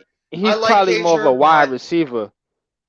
mm, Yeah, I think they're gonna use him as more of a wide receiver. I You think he's can like an use him as like inline a guy. I don't know. I mean, you get his route running better. Maybe you can put him in the slot. I don't know. I think they're I gonna think you're use him as a stretching on wide this receiver. one. I'm not you, MYJ. I think you're stretching on this one with Zach Wilson having potential. It's here. It's up here. That's the problem with Zach He Wilson. It's had so mental. much potential. Watching beat Buffalo last year. Oh, okay. He's had a couple of games. He's had some games here and there, but then you can look at that game against the Patriots where he pretty much Yeah. stunk it up. I disagree. I'm not gonna knock nobody's opinion. Obviously, mine is unpopular, but that's a little wild for me. Zach I Wilson. think I he's don't know. got talent. I do believe Zach Wilson has talent to be a good quarterback. The problem is it's just up here. Mentally, it's just not there right now. It's not clicking. Yeah, but see, that's the thing, Jeff. People don't know how to separate talent from quarterback play. You know Yeah. what I'm saying? The quarterback play is more than just having a rocket arm or you being able to scramble or you know what I'm saying, being able to throw a rocket pass. You know what I'm saying? Whatever. It's more to it. It's about being a leader. It's Taking about, accountability. accountability, your mental, your toughness, your ability to read defenses, make good decisions. Like it's a lot going into the quarterback play. So when we talk about Daniel Jones as a quarterback, I'm looking at his whole makeup in totality as a quarterback. You Mm, know, the same way I would look at a guy like Jalen Hurts or a guy like Pat Mahomes or a guy like Joe Burrow. You mm, know, those are quarterbacks that I look at that has the makeup in totality to be great because they have the smartness, the toughness, the dependability, like mm. Brian Yeah. Dable says. You know what I'm saying? It ain't about just having Justin Herbert and Josh Allen are very talented quarterbacks, but they cannot get it done. And don't give me that talent bullshit because they both got talented teams. You're So, right. I mean, you look at see what I'm Vince Young. saying? Look at Vince Young when he came out of Huh. college. He had the cannon, and he just didn't have it upstairs. Like Yeah, and I'm Uh, not saying that that's the case with Herbert or Allen. I just think they lack something with Josh Allen. It's just decision making. And I don't know Herbert, man. The Chargers, I agree that's with just him. a He does messed need up time to develop. Well, the coach is the organization. reason why. The coach is the reason why that team messed up. The Chargers. The coaching staff let them down. Yeah, I could say that too. We could say that about Daniel Jones too. So maybe Herbert gets it together, with a new coach, man. But Clippers are it starting to run just away with this game, more by the to way. it. It's 95-86. PG3 just hit another three. So it's 95-86 in this game. 9-12 to go in the fourth quarter. Clippers right now leading by 9. They're actually stretching this game out now. Who didn't do anything when it mattered? Trying to I figure out think he's talking what he's about saying. Hurts. Hurts actually Hurts. performed well. Hurts played well. And this is talking about Daniel Jones. he threw over 304 yards. Ran for Yeah, three Hurts is touchdowns. Daniel Jones showed out in the playoffs. We got our ass kicked by a Super Bowl team. Yeah. So I don't know. That ain't on Daniel Oh, Jones. what a shot by Damian Lee. Nice shot. Arm talent, yes, but the mental fortitude and IQ lacks. He needs to go to a small market where he could grow. He's still a little boy. That's exactly what I meant, Coach. Yeah. Coach just said exactly what Go. was mentioned. Bingo. He doesn't have it mentally up there. Physically, he has talent. We've seen it. He's had these Yep. small stints of going out there and being a good quarterback. Nice shot there by Bones Highland. It's now a 9-point game again with 8:20 to go in the fourth. But it's just with mentally with Zach Wilson. He's not there. He thinks he's better than he is, and he acts too cocky for a young player, and it rubbed a lot of those people in the organization the wrong way, including the players. So he hurt himself. What put it over was when that reporter asked, he's like, "Do you think that you could do better or whatever?" And he was like, "No." Yeah. And like they're like, "Well, so that pass wasn't your fault," and he did. They were basically looking for him to take the ownership, even though it's not your fault. Quarterback takes the blame. In the win, Exactly. you take the glory, but you also give it to your team as well. Like that's the leadership role. He, like you guys said, he lacks that mental fortitude to be that guy right now. And coach hit it right on the head. Going to a small market team, learn behind a vet quarterback what it takes to lead a locker room, how you handle yourself on the sideline with the guys on a good or bad play. And eventually maybe the talent will overcome his mental fortitude and he'll eventually see it and become a quarterback. But I sorry, Jeff, I just don't see it. No, I don't see it either. By the way, I'm watching this basketball game. Your former boy, Randy, Terrence Ross is having a nice game off the bench for the Suns, 16 points. Nice. I remember when Ross was drafted by the Raptors many years ago. Yeah, he was good. He was pretty good. With DeRozan and with Lowry, that very underrated team they had over there with Toronto. Yeah, he won the slam dunk competition too. You mean you're talking about the Eagles game then? Because nobody was good in the Eagles game for the Giants. Nobody. Jones threw for 135 and 0 TDs and a pick. Go look at the Minnesota Vikings game. Go watch go look at the Vikings game in the playoffs. The Eagles. Jalen Hurts barely threw for passes in the game against the Giants as well. I mean, so the difference in the game was, I mean, if you look at the yardage, if you want to go by stats, I mean, we can do that, bro. You know what I'm saying? Look at Hurts' stats and look at Jones' stats in that game. Hurts barely had to throw. The difference in the game was we got bullied on the lines. It's a good question by Coach. Nets question, should the Nets go after Kevin Love when he was released? Should y'all go after Serge Ibaka? I heard Love is going to be interested in the Miami Heat, which makes sense. Wow. So Love recently just got bought out by the Cavs. It sounds like that might be interested in going to the Miami Heat. In terms of Ibaka, I haven't really heard anything on Serge Ibaka and what he might do. Maybe the Clippers, maybe the Nuggets if he wants to go there. Probably Phoenix. Maybe he'll go to Phoenix. Everybody's going to be running to Phoenix. I also heard that Westbrook is looking at the Suns, the Clippers. A lot of these teams going forward. So I don't know about Love. The team I heard the most in terms of Kevin Love, Coach, has been the Miami Heat. Seems to be the team that's going to be targeting him in the buyout market. Hurts threw for 2 TDs that game. Yeah, but Hurts wasn't the reason why the Eagles won that game against the Giants. And some yards. That's what we were talking about, right? The lines. The yardage. Yeah. The lines was the reason why they won that game. Thunder got a national television. They deserve it. Thunder are a good young team. They deserve to have a game. Okay, that is pretty funny. Westbrook went to China. Yeah, well, I mean, he might as well. I mean, he's going to be chucking up shots. For real. I think he's going to the Clippers. I agree with that. Yeah, I don't like Westbrook. Not a fan. That wouldn't shock me at all, too, if he goes to the Suns. That wouldn't shock me at all. Yeah, I don't think he's a fit for the Nets, to be honest with you. I'd just rather roll with the young talent at this point. We ain't going nowhere. Too. We're not a Kevin Love away from let those guys go. Yeah, no, I don't want Kevin Love either. He's not the same Kevin Love he was with the Timberwolves. I don't want Kevin Love. If we had the team we were supposed to have, he'd be a perfect fit. But nah, these guys. Kevin Love or Ben Simmons? I'd take him over Ben Simmons. Hell yeah. Wow, you are that low on Ben Simmons. Absolutely.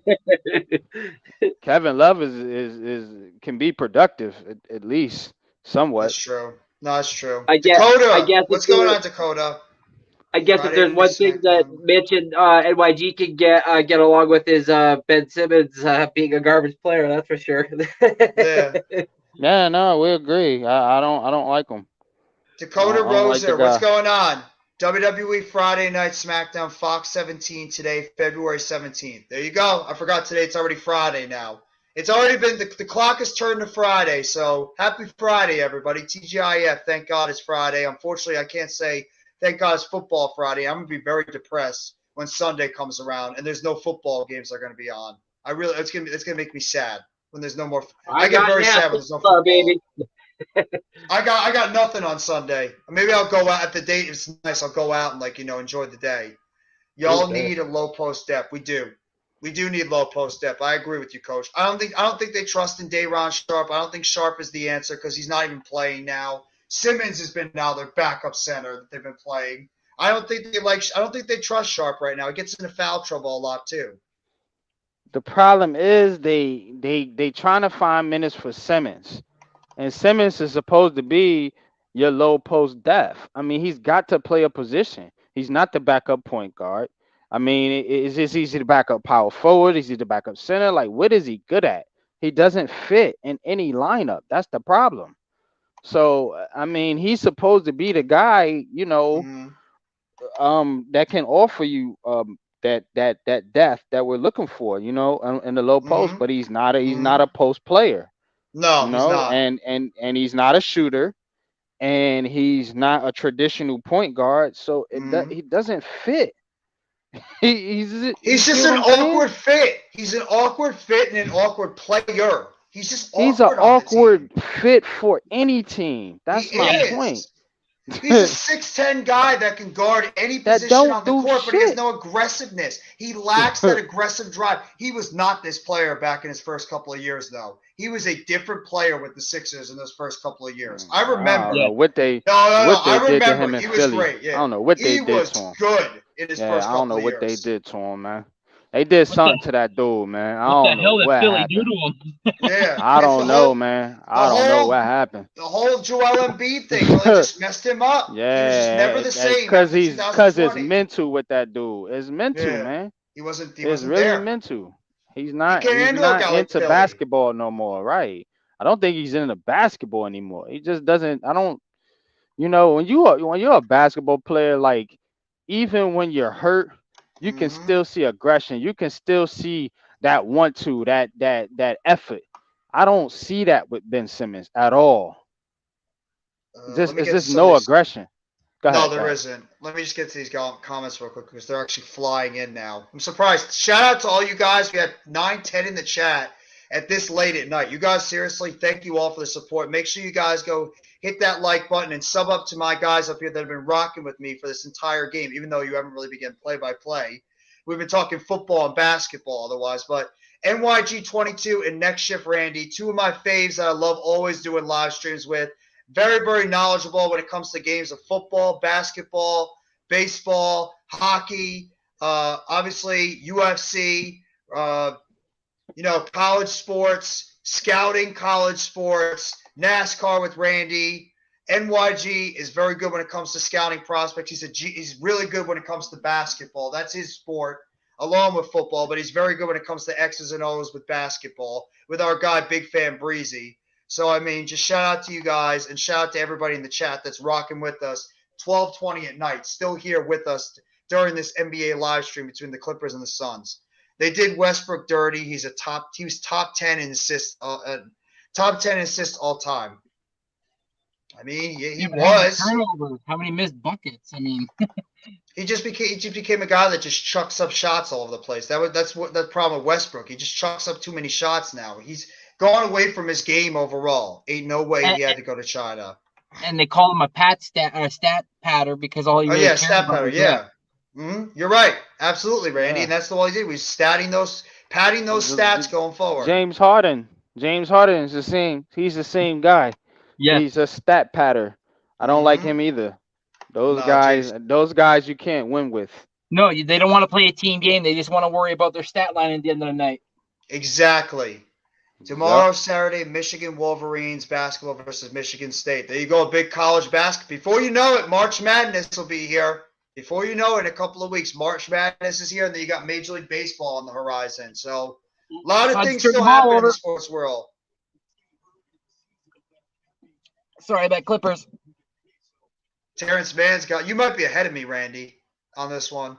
Yeah, what's your Why am I ahead timestamp of right everybody? now? I'm ahead of I have the everybody. sling. The sling. That's why.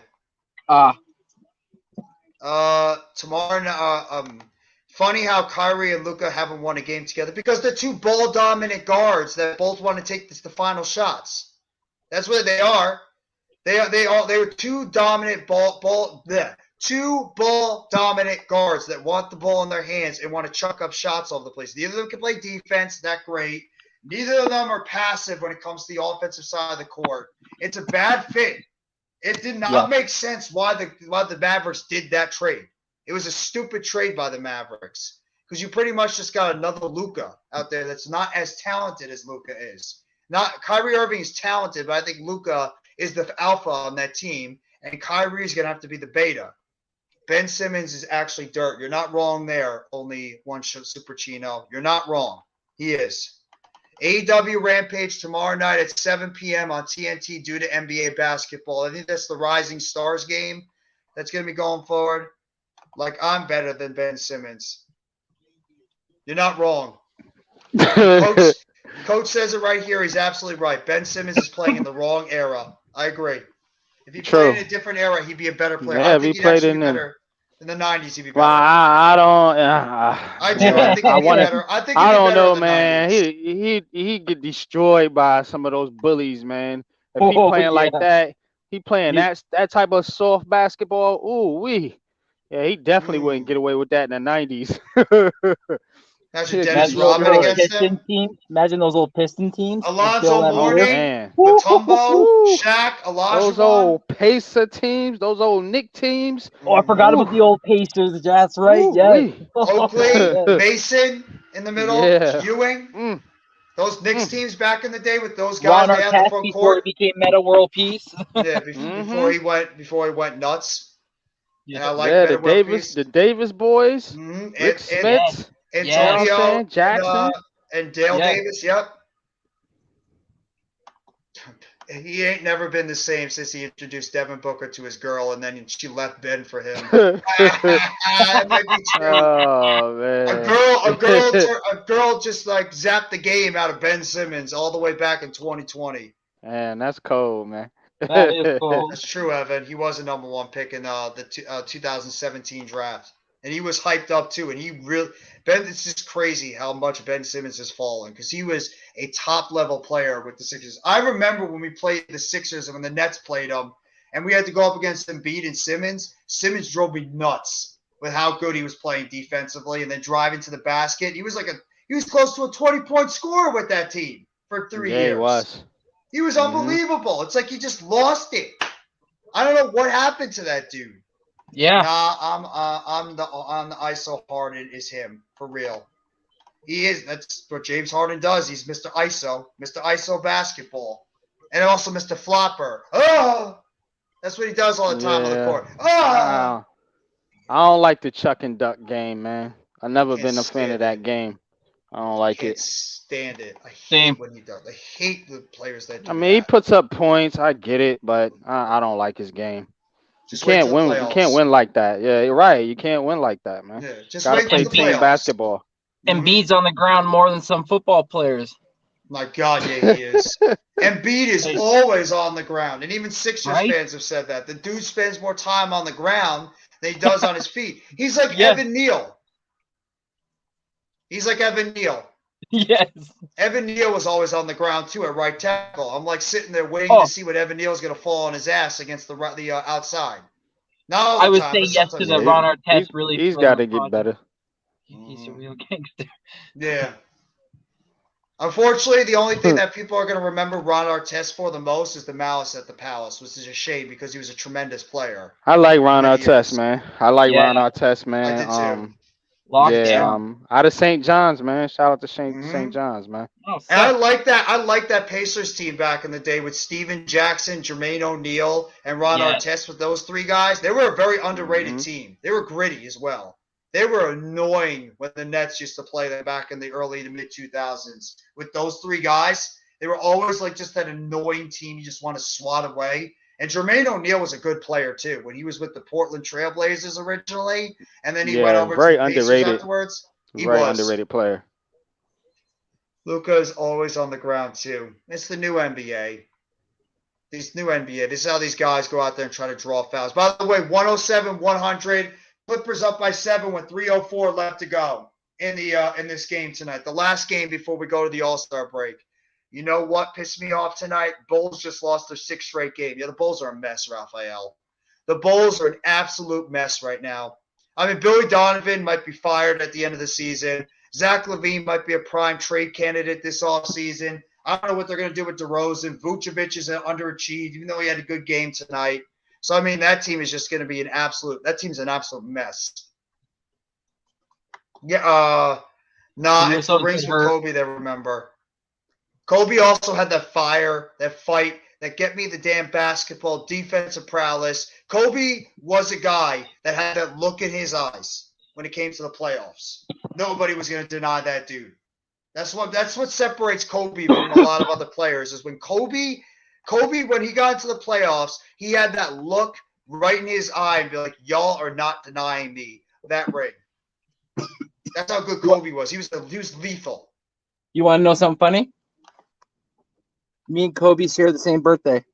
That is insane. Are you guys have the same? Were you guys born Wow. the same year too? No, he was born 2 years before me. So he was 80. 4, I believe. Was he 84? Or was Kobe Bryant? Yeah. Nah, Kobe Bryant. Was he 87? 86? I think he was. I think is he older than me? How old are you, NYG? I'm 41. Oh, I think he was. Yeah, I think he might be older. I think so. So he was maybe in 79 or 70. He was or born 80 78. maybe? 78. Yeah, that's what I thought. I knew he was older. He was born in 1978. 78. Yeah, I was 78, close. okay. Yeah, I knew it wasn't the 80s. Yeah, Bulls. What the heck, man? They need a real change sooner or later. And yes, Arku, I'm a Bulls fan. Raphael's had a very, very rough year. I feel for Raphael. He's had a rough year. Terrence Mann's actually on the ground right now in a little bit of pain, but he's going to get back up, it looks like. I actually know he's sitting up right now, but he's in pain. Yeah, Raphael's had a rough year with the Raiders mess and now the Bulls. He's a Raiders fan. Yeah, he's a Raiders fan. He's the one that had to watch his team always take big leads and then always find a way to blow it at the end. Like our guy Eric, too, who's a Raiders fan as well, and he had to pretty much watch that garbage all year. I feel like an idiot for picking the Raiders to be a good team this year. Yeah, I don't know what they're gonna do, man. With the quarterback now, man. I mean, are they gonna go all in and try to get a guy like Tom Brady or something? I don't know. Rodgers. Man. I think they want Rodgers. That's the guy they're targeting. I thought he was Aaron going Rodgers. to the Jets though. So no, I think Rodgers is going to the Jets or the Raiders. Watch he go back to Green Bay and diss them all. That's what he does. He did this last year. Like this dude's an asshole, exactly, right? He's an asshole. He is an asshole. You're right. Look what he did to the Packers. He screwed that team over.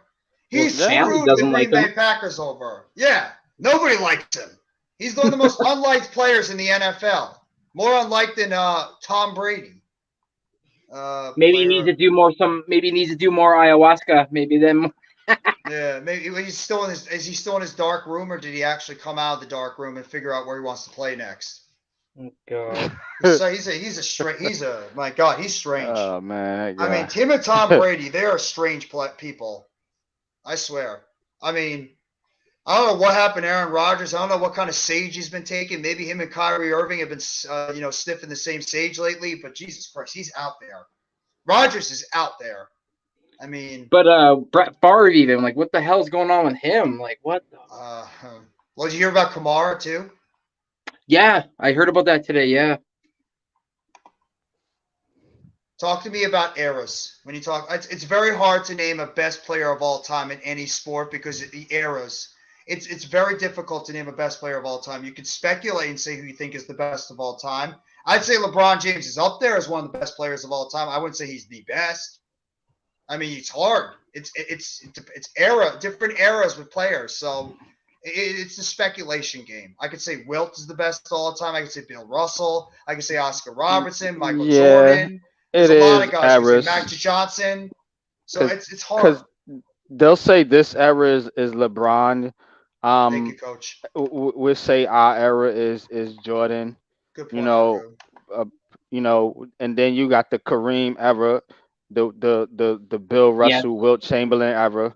So I mean, Jeff's right. It is about your era, and it's about the rules of the game and different things like that. So absolutely. Just like personally, my favorite quarterback is Joe Montana. Oh my God! What a shot by Kawhi! It's not Tom Brady. Clippers look like the Clippers are about to close out the game. It's 1:57 seconds left. Kawhi just hit a fadeaway shot. 1:15, 1:05, and Kawhi's at the line for one. So the Clippers are about to get a victory over the Suns and push their lead over the Suns by a game and a half, which is big.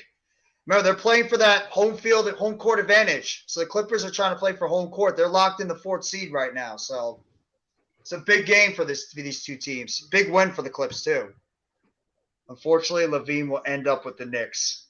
I know you've been dreading that, Coach. You've been talking about how you do not want Zach LaVine on your team, and I don't blame you.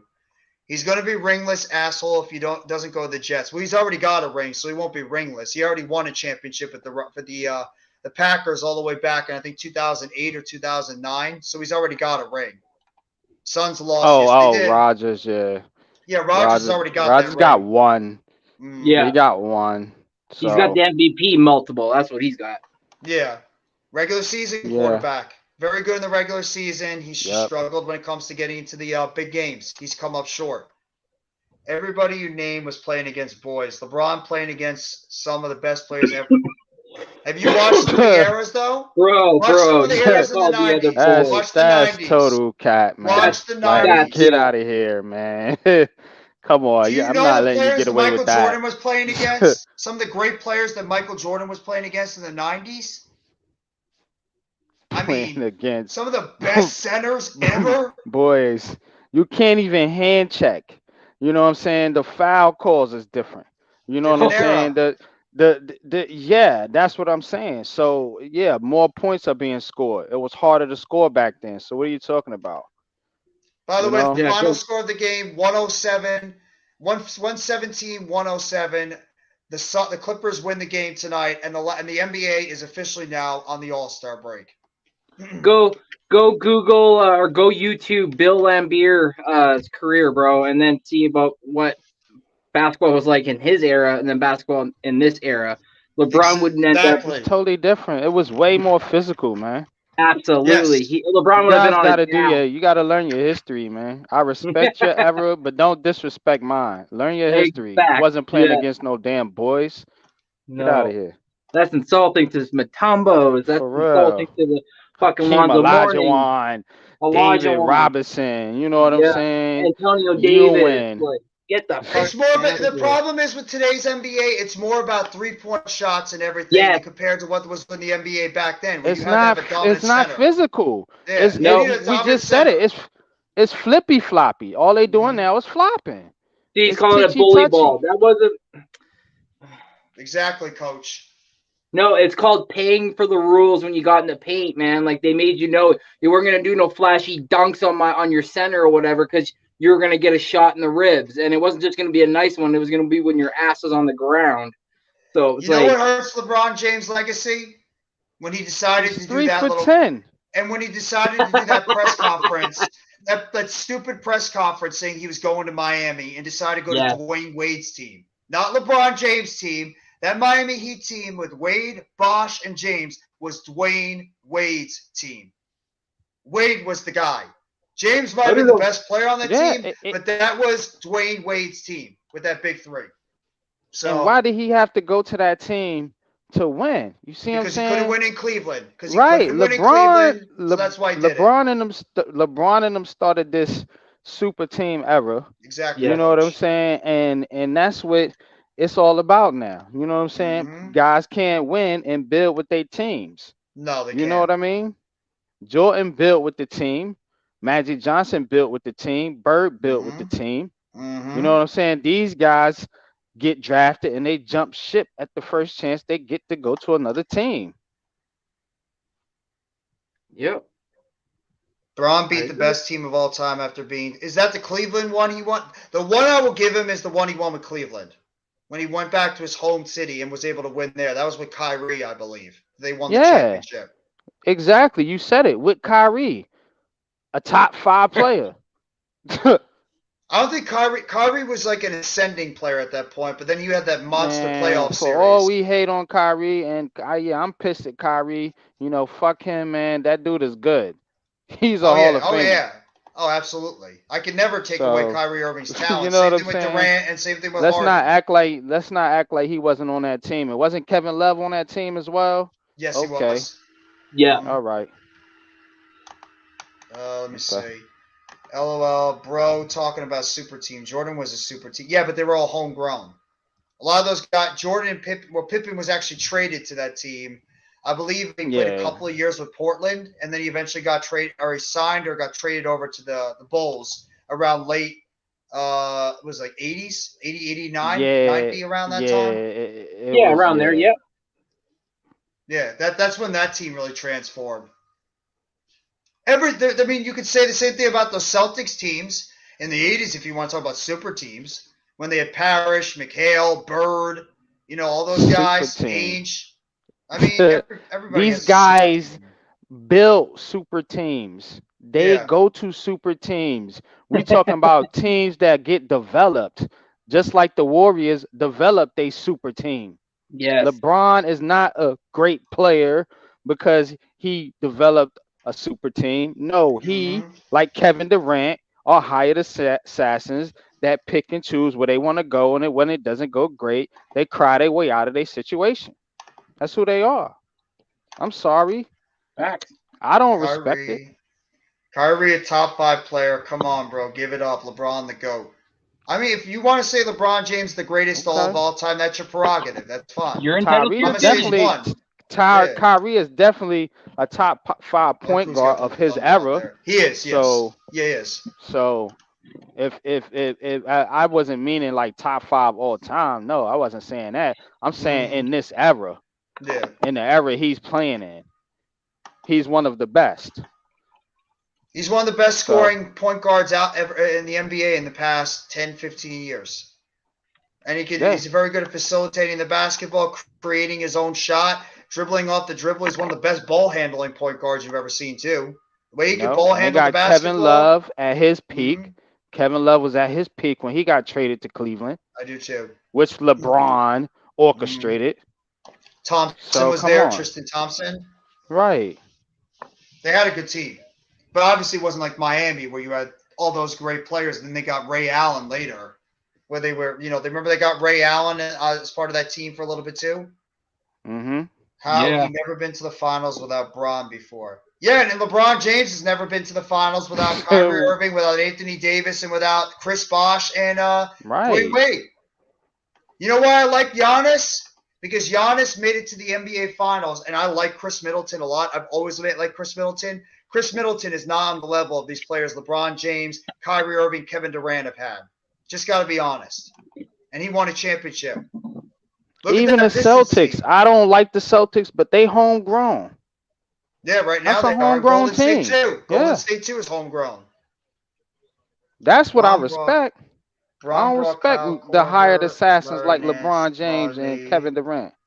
So you're telling me right now that you think that Chris Middleton is a much better player than Dwayne Wade, than Chris Bosh, than Anthony Davis, than all these guys. Middleton's a very good player. He's an all-star. But Giannis won with his second player nowhere as good as what LeBron James had. Just being honest. Sorry. Nah, they wasn't bums, LeBron James man. will get his. It Yeah, was LeBron. not bums. They No. was not bums, man. That You team know. was not bums, man. You know what I'm saying? And you thinking too about LeBron James Mm-hmm. was arguably who was he up against in the Eastern Conference Yeah. going to the finals. Yeah. You know what I'm saying? He joined his competition, which was Dwayne Wade.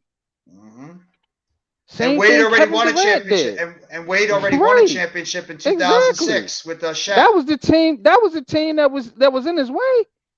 But that's the So, debate that everybody's going to be talking about. Is that like, well, Dwayne Wade didn't win because he had Shaq. Kobe didn't win because he needed Pau Gasol or he needed Shaquille O'Neal. Like, yeah, we everybody get needs it. a superstar. Everybody The needs most help. Yeah. impressive team. The most impressive team to me that won a championship was that Detroit Pistons team that won with Ben Wallace, Rasheed Wallace, Tayshaun Prince, Rip Hamilton, and True. Chauncey Billups. Yeah. All True three of that. them were very good Facts. players. None of them were superstars. And that team went out there against that Dallas Mavericks team, and they won that championship. Even Dallas, they had Dirk Nowitzki as their star player, and they had an aging Jason Kidd. They had a couple of other aging players on that team, and they won a championship as well.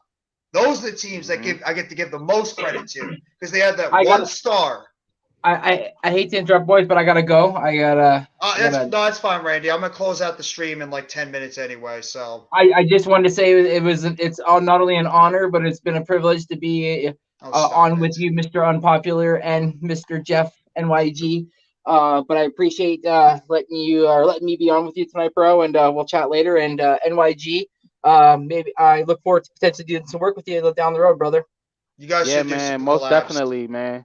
Most definitely, man. I get what you wrong, Randy, man. Appreciate you, man. You guys should do some baseball collabs together, like a Blue Jays Yankees little rivalry thing. Talk about that during the spring. That'd be really cool. Yeah, man. I'm with it, man. I'm with it. AL stuff. So definitely trying to do some more baseball content. Me too. Sweet. Coming right, up, boys. spring training is coming up, man. So. Absolutely, boys. We'll chat later. We'll chat later, boys. Have a great night, Randy. I'll talk to you soon, bro. Peace, boy. Kyrie Irving without his bull S would have been respected. Yeah.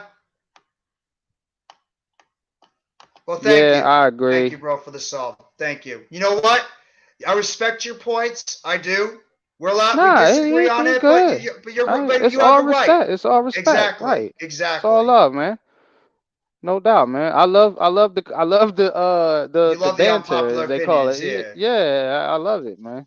You're welcome to come on my show anytime, man. Was only for one Super Chino. Man, more than welcome, man.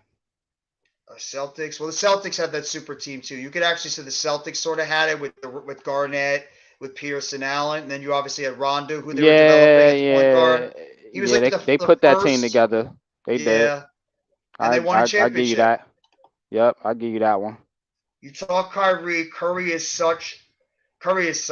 Go and watch film of Muhammad Abdul Rauf. Muhammad Abdul Rauf. Yeah. Yeah.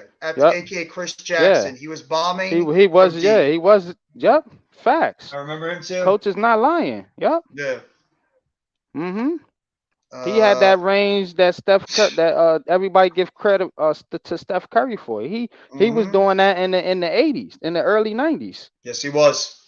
So was Mark Price. Remember how good of a three-point shooter Mark Price was for the Cavs? Mm-hmm. Dan Marley. Sure. Dan Marley was a guy that normally drove to the basket, but then I think he picked up a severe injury and he became a much better three-point shooter. Jeff Hornacek. Anybody remember Jeff Hornacek? I'll tell you an underrated three-point shooter. That was Mitch Richmond of the Sacramento Kings. Yes, that dude used to kill it, man. Mitch Richmond lethal. Was a very underrated three-point shooter. I agree with you, MYG. Man, he won a couple three-point shooting contests, I think, too. While he was in them. You're not wrong, Evan. That dude was good. Do you remember how good Jeff Hornacek was as a three-point shooter?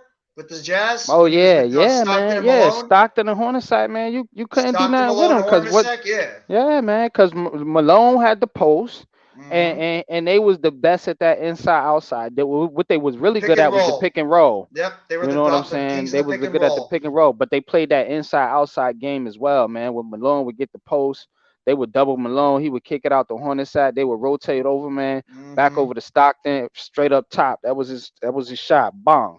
You know what I'm saying? They was killing it, man. I don't play Madden. I don't play any video games, Super Chino. I don't think NYG does too either. So, no, Nah, I haven't played any I video used games. to, but I don't really got time to play games. If I had the time, I would play, but I don't Yeah. really got time to really commit to it. You know what I'm saying? Yeah, I used to play video games a lot more when I was younger. I liked the challenging systems back then, but not as much as I was. There's another one, Vernon Maxwell. Another guy that was a Yeah, deadly shooter. definitely, man. Mad Max, yup. Remember That Jamal Rockets team was Mashburn? good too, man. They had Robert Ory, they had Kenny Smith, Sam hmm Cassell. They was all lethal from downtown. Mario Ellie. Mario Ellie, yup. Remember Jamal Mashburn too from those Charlotte Hornets teams From with Larry Johnson, yeah, Alonzo Mourning, and Muggsy and from the Bogues? Mavs. Remember Yeah, him and Jim Jackson on the Mavs and yeah. Jason Kidd. Mashburn was a really underrated shooter and really underrated player for the Mavs and the Hornets. He was one of my Mm-hmm. favorite players also during the '90s too, where I loved watching him. I even like some of those Pacers players too. At the point, Yeah. I mean Reggie Miller, obviously enough said. The guy is one of the best shooters of all time. And then Mark Yeah. Jackson, a great facilitator. Obviously, you had Rick Smits, the center. Detlef Schrempf Mm-hmm. when he was on that team before he went to Mm-hmm. Portland.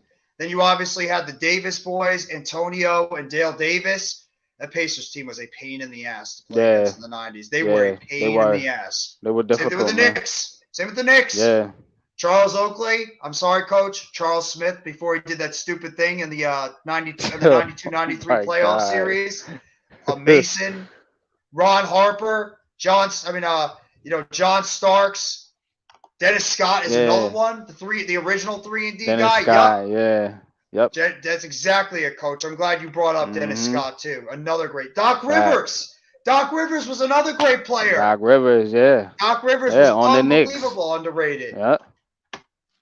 I feel you. I like to play them on and off season for sports, so I feel like I'm still watching. Yeah, no, I hear you, bro.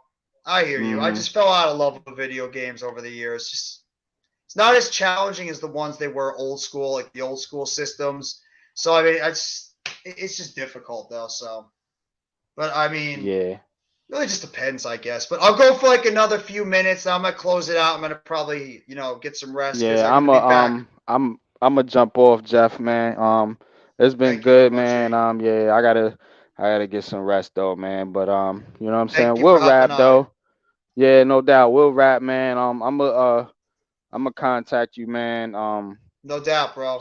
Sometime this weekend. If not, I'll see you Tuesday, man. I'll be doing the football We're gonna show later on today. yeah. So if you want to hop on for a little bit, we'll talk some football, basketball, whatever. I'm game. Yeah, I need to get a one-on-one with you though. You know what I'm saying? I just want to holler at you about something though. So, but we'll wrap though. You know what I'm saying? All right. Well, All right, thank man. you, MYG. Have a great night, bro. All right, you too, man. Thank you. Coach, have a great Peace. night as well. Take it easy, guys. I'll go for like another couple of minutes. I'll go to like the 3-hour mark, then I'm going to close out the live stream. But the game tonight, the Los Angeles Clippers ended up defeating the Phoenix Suns tonight by the final score of 117-107. So the Clippers hold on to that number 4 seed right now, and they're about a game and a half over the Suns. No problem, Evan. Thank you.